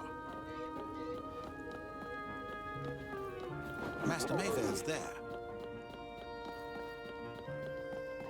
You came back safe from your trip to Outcast Island and fulfilled your mission. You have finished your training, son. What could be a better stage for your grand moment than one of the famous beacons? This structure was not made by Arcadians. Beacons are much older, remnants of the world's unknown past. For centuries, this beacon has been a shelter for travelers, a lookout for commanders, and now simply a landmark for a remote town. Follow me. I want to give you something. Wait, if you don't change the text, the voice just keeps going. That's kind of weird. You have lived during the time of peace, but it wasn't that long ago when we fought in the dire folk war in the Outlands. I was there when the war ended, at the Riskborn Citadel. Inside a dark hall, we saw the creature behind the war, Shadow Maga. Its face was hidden behind a horned mask. My fellow knight Sir Corbin and I did not stand a chance against the creature, but a young warlock who was with us possessed the power of magic. Even in the heat of the battle, he was able to concentrate on a difficult spell and defeat Shadow Maga. The only thing left of Shadow Maga was its mask. The young warlock picked it up and fitted it over his face. At that time, he took the name of Mesmeroth. I owe my life to that man. People celebrated us as war heroes, but it was Mesmeroth who Why there's so ended the many war, bugs? What the and fuck? people glorified him for that. Here, I want you to have this. It is my old caster. You are a knight now, but it is not always an easy path to follow. Remember that to live the life of a knight is to protect and serve the kingdom. Follow your heart in all your decisions. And shoot people in the face. Okay, Kona. Your new caster gun was created by the best Arcadian mages. If you gather enough different materials, your caster gun can create spells. Try it out. There should be enough useful material lying around. Give it a shot.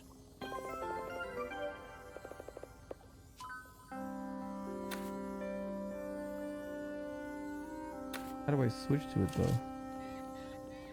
Oh, he gave me a better gun, I see.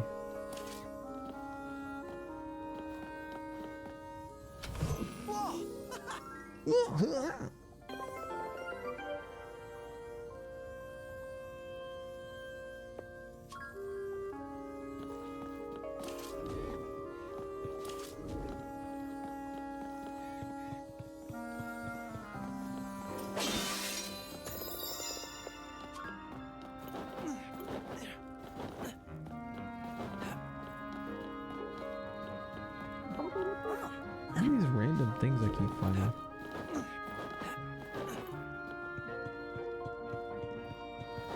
And remember to double tap, my child.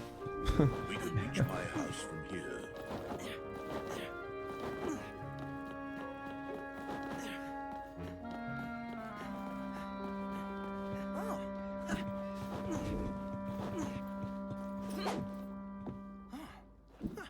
Ah, so here? Whoa, that's pretty sick.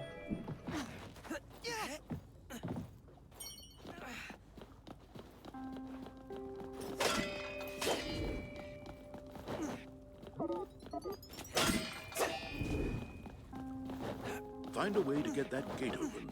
You can do it with your caster gun. I already did it. I don't think he was paying attention.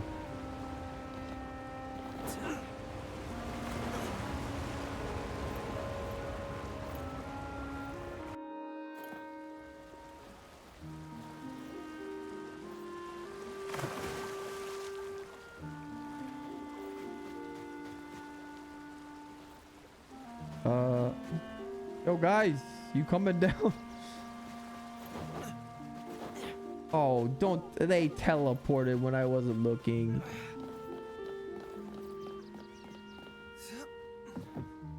Don't tell me you don't go up ladders. You hear that? It's coming from the sky. Let's take a better look from the top of my house.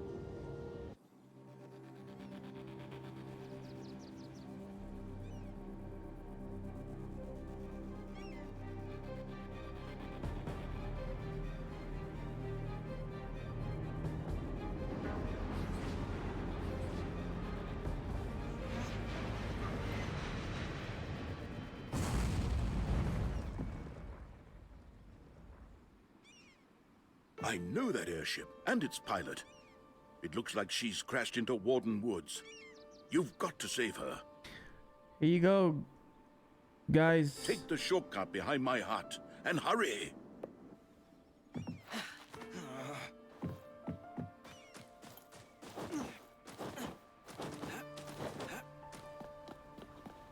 It's Yelda. Try to shoot down those spiky plants with your new fire spell.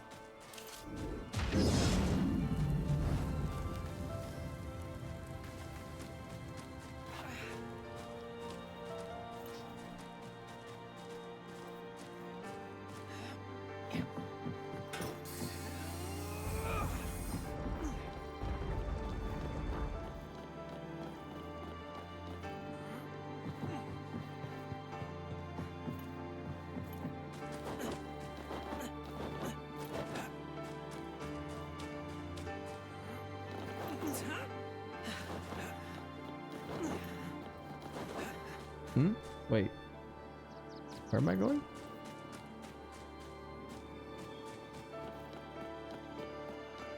What's this? Oh. The Warden Woods?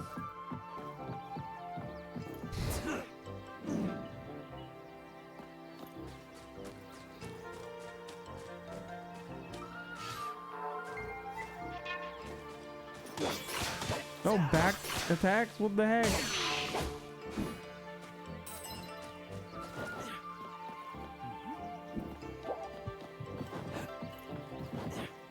Do you think that someone who hasn't played a Zelda game would enjoy this? Yeah, he would probably love this game. You might get frustrated with the jank though. There is like quite a lot of jank with animations and stuff. I don't know how picky you are with games.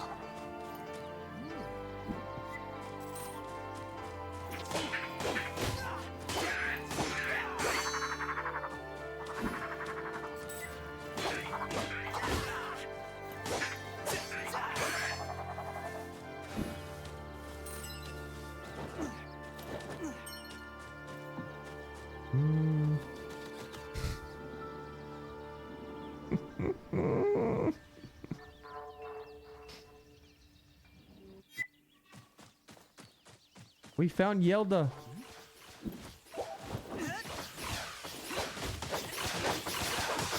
Oh, dude, you can let her die, dude.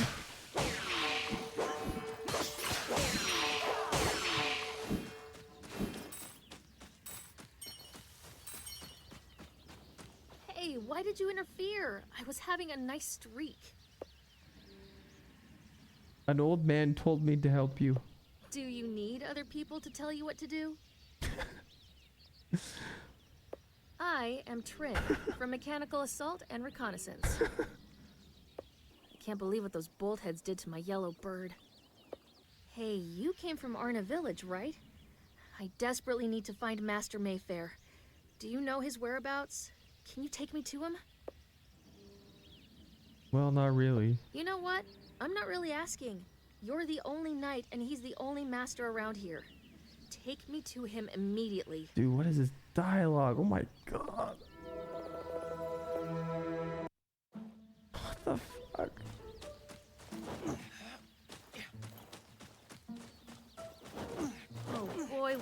far, far away from the White City. But I like it. Huh, is that a warden head? I've seen one just like it somewhere else. I'm pretty sure this is the wrong way. Take me to Arna Village. It is easy to deal with one Starbearer. When they come in numbers... Damn, I am not a fan of the voice acting.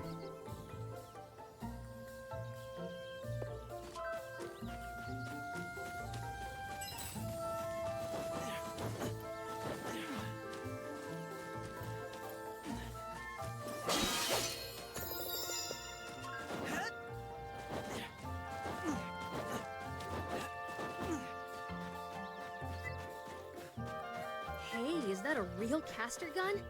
Those things are extremely rare. I stopped manufacturing them after the Mage Guild left the White City.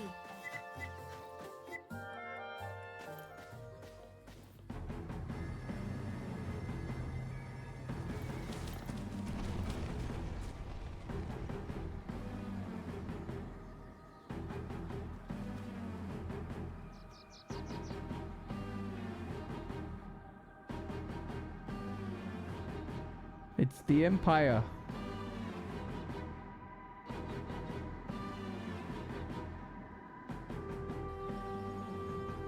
Oh no, they must have followed me here. But there's nobody here. Maybe the townspeople saw them coming and hid? Is there a place where they could be hiding?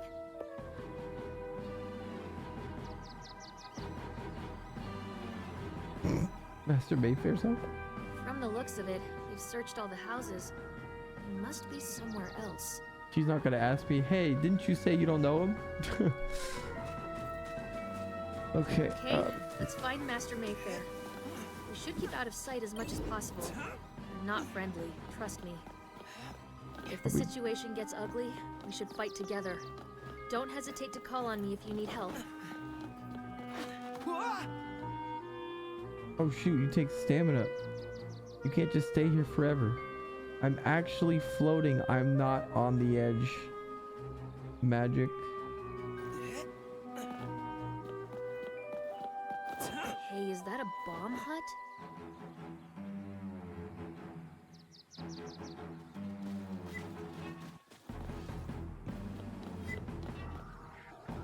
Just make sure they don't see you. I am a master of sneaking. Basically invisible to them. Seriously. Automated attack unit, spider bot. Ready for demolishing.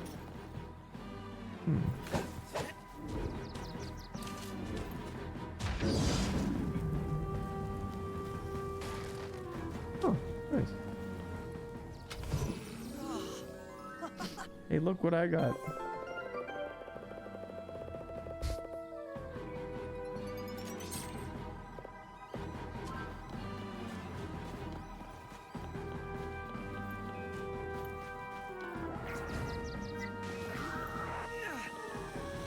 What?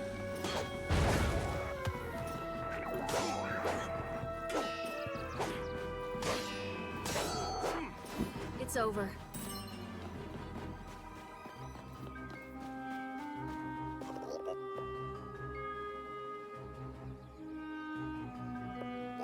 Not enough points.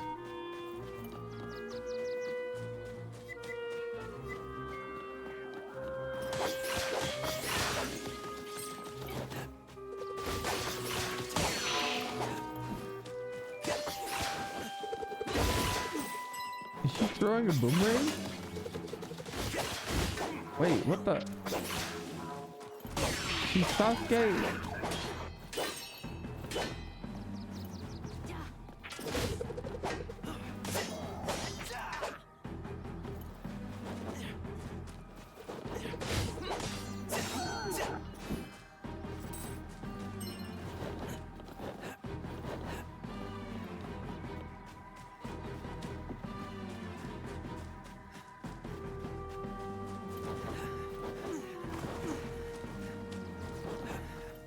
Yeah, it doesn't have a lock-on system. That's what I didn't like.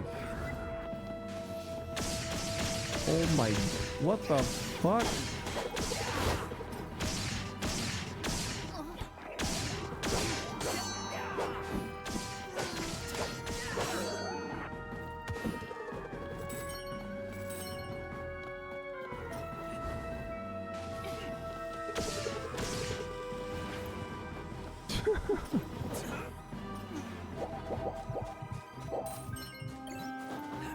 Her sword is a boomerang? Yeah. Seems like it.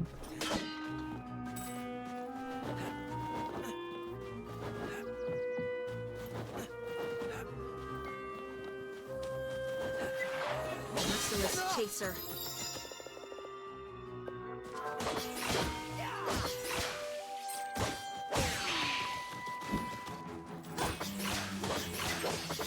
Wait, what is that? What? What? Wait. What the fuck?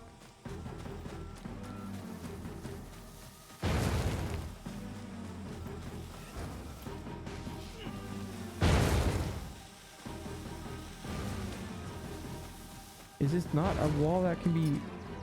What? It said cracks in walls.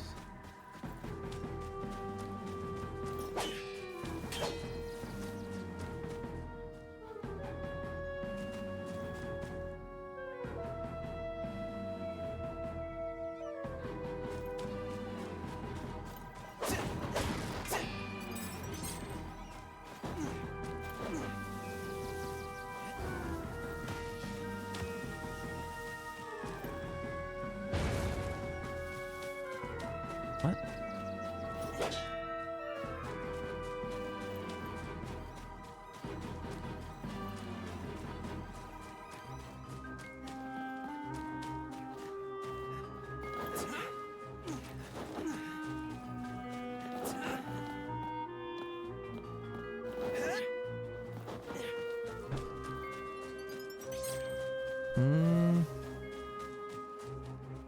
Am I doing this wrong?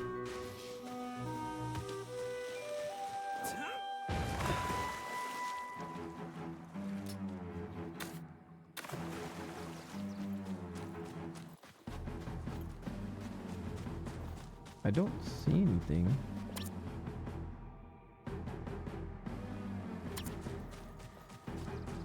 Maybe going this way? Ah.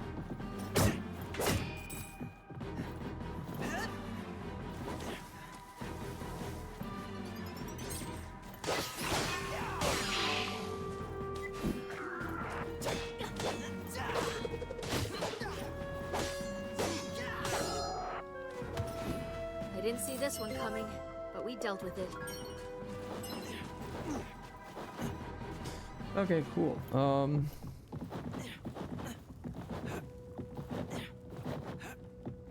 What's up, guys? I'm just gonna ignore you.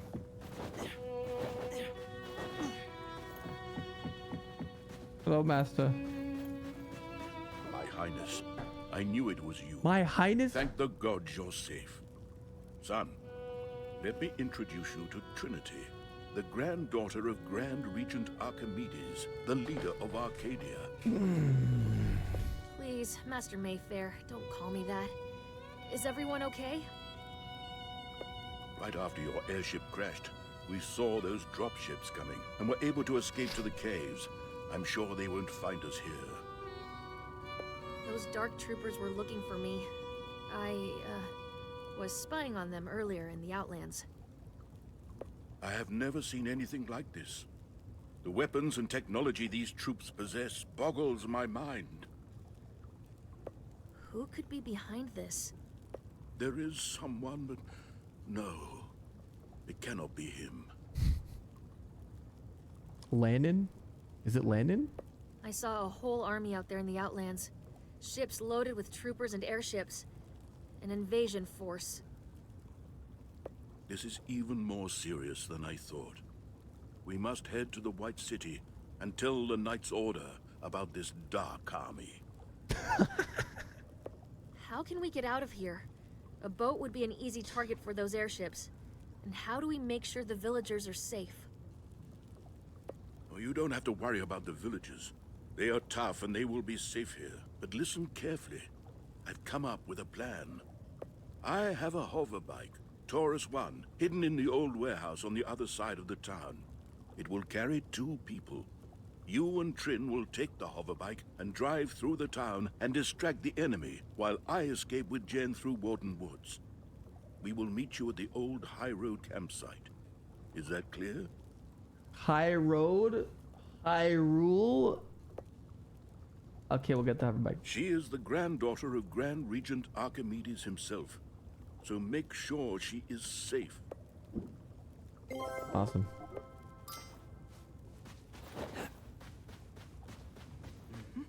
Wait, do we get the hoverbike gameplay right now? I'm hoping, because I want to see it actually.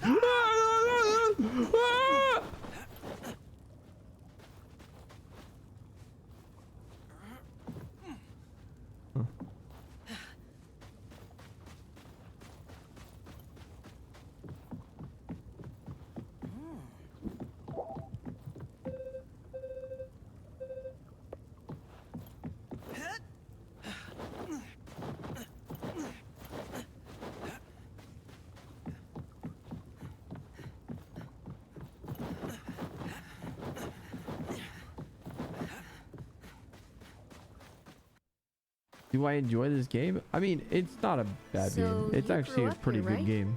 Looks like a nice and comfortable place. I just don't agree with the busy, huh?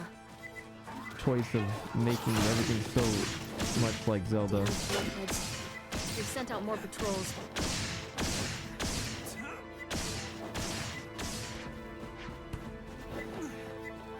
Watch out for the shooting dark trooper! Just give me a shout, and I'll turn that lever for you with my dagger ring. Dude, the guy is like getting 5-degree burns. And he's not dying. No cutscene iframes, let's go. Wait, dude, what the fuck? Are you serious? That's so obnoxious!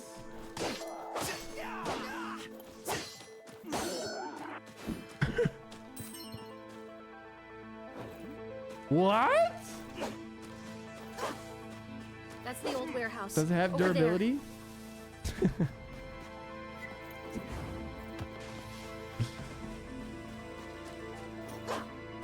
It's already oh, I have to get it.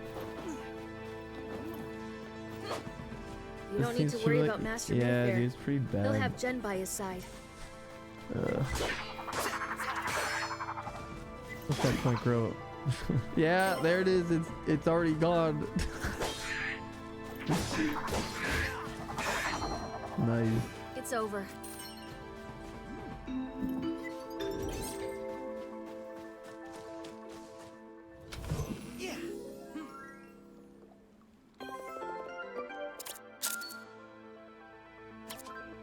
I got another maximum heart.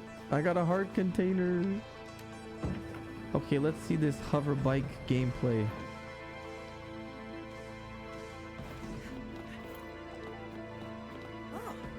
Hey, are you sure you don't want me to drive?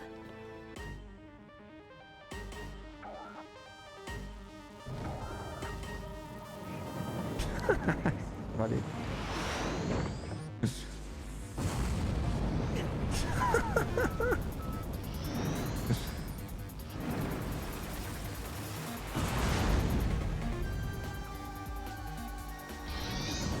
Watch out, they found us! Hey, keep up the speed! They're after us! Did you see the sign about the abandoned mine? You might be able to lose them there. Keep that burning iron away from me!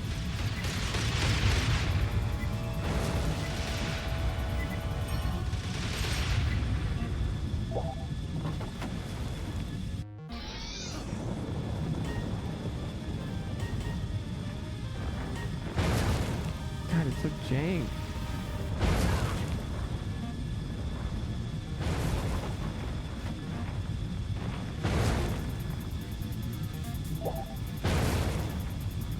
It feels sluggish. The controls are really awful.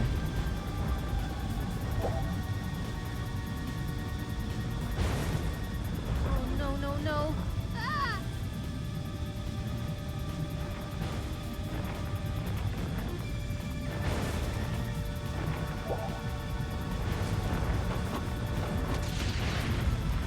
Okay, we're getting close.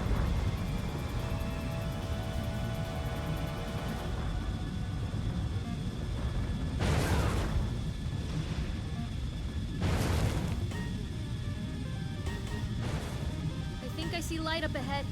We should be out soon.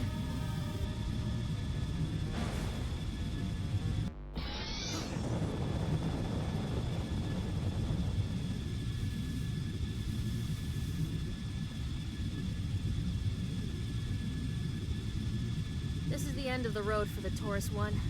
Let's continue on foot. Such a shame. We could have used this to get to the White City in no time. I'll have somebody pick up Master Mayfair's hoverbike when they come to get Yellowbird. Lord Sorry Kuruku, I thanks for the doubted you prime. earlier. You were great back there. I guess Master Mayfair taught you well. Okay, guys, that is 1 hour. We need to stop. We did the vote at 30 minutes. Everyone said no, but I really wanted to try to give the game. Maybe I wasn't seeing enough of the game. We gave it another extra 30 minutes with the veto. And I have to say, I'm just not, it's not for me. It's not for me. I don't think the game's bad, but it's just too jank. I think it's a personal thing. I would have liked the game more if they didn't just take so many things from Zelda. You know, someone made a really good point earlier about Tunic. You know, they did take a lot of things from Zelda, but it was really its own game. This game doesn't speak any originality whatsoever. It, you know, it has like some stuff, but it's just kind of in the mid-tier zone where it's just like, it's cool, I guess. But yeah, Tunic is an example of how to do it right. This is just not it. I think this is a disappointment. They should have just like not used Link looking character, not made music that sounds like the game, not made like sound effects, visual stuff that they do with like chess. I don't know, it's just screaming like, hey Zelda fans, check us out. But like they could have, if they're gonna copy the game, they should just copy it completely. Is what I would say. Or, you know, just not even use a character and take out those like key elements. It kind of just spoils and ruins the enjoyment for the game for me. I don't know. It's just not for me. That's my thoughts on the game. We always give our thoughts of the game at the end. But yeah, I think it's a disappointment in my opinion. But hey, you know, a lot of people said the game is good. I think this would be great for Zelda or non-Zelda fans. But even for a non-Zelda fan, I don't know, the game's not screaming, oh my god, amazing. Negative review really makes you appreciate the little things that go into polishing a Zelda game. Yeah, it really lacks a lot of polish. The animations are so janky. The combat is just awful. You can't even lock on things. Like the visual representation that the monster's about to attack is like not consistent.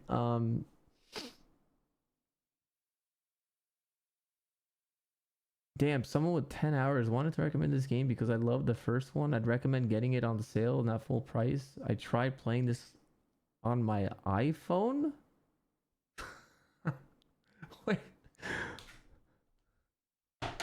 What? Hold on, I'm gonna go to the App Store right now. What is this game called again? I already forgot what it's fucking called. Oceanhorn 2? Oceanhorn 2. Oh my god.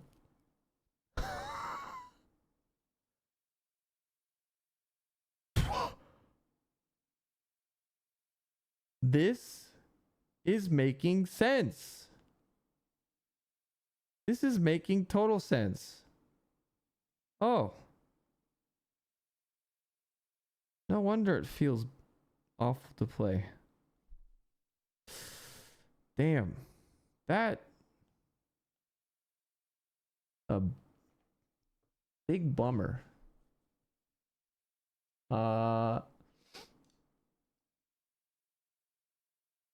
game itself looks great. Though I personally prefer the old art style that they used to have. I'm assuming. I won't say the game is bad, but it's, to me, it's not worth the $30. Yeah, I'd agree. I don't think the game is bad. It's good. I'm just reading the reviews, by the way.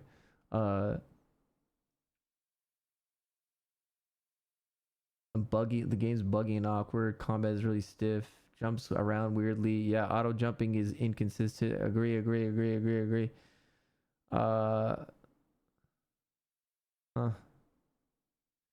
only thing that this game has got going for it is that it's just, hey, the graphics look pretty, sure.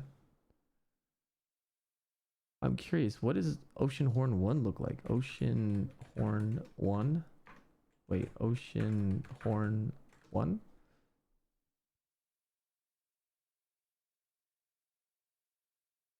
Hold on, let me show you.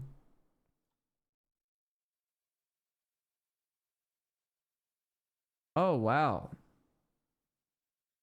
I mean, I do have to say this is quite the upgrade visually. Huh. From this to what it currently is.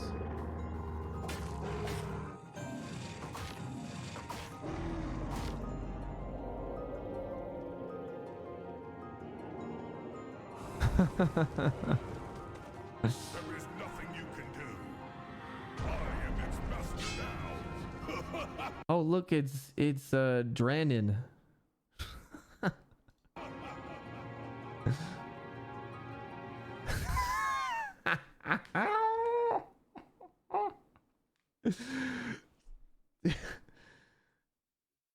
There's I'm sorry I'm shitting on this game so much, but there's like no inspiration. Oh, God, dude. Okay, I'm gonna move on.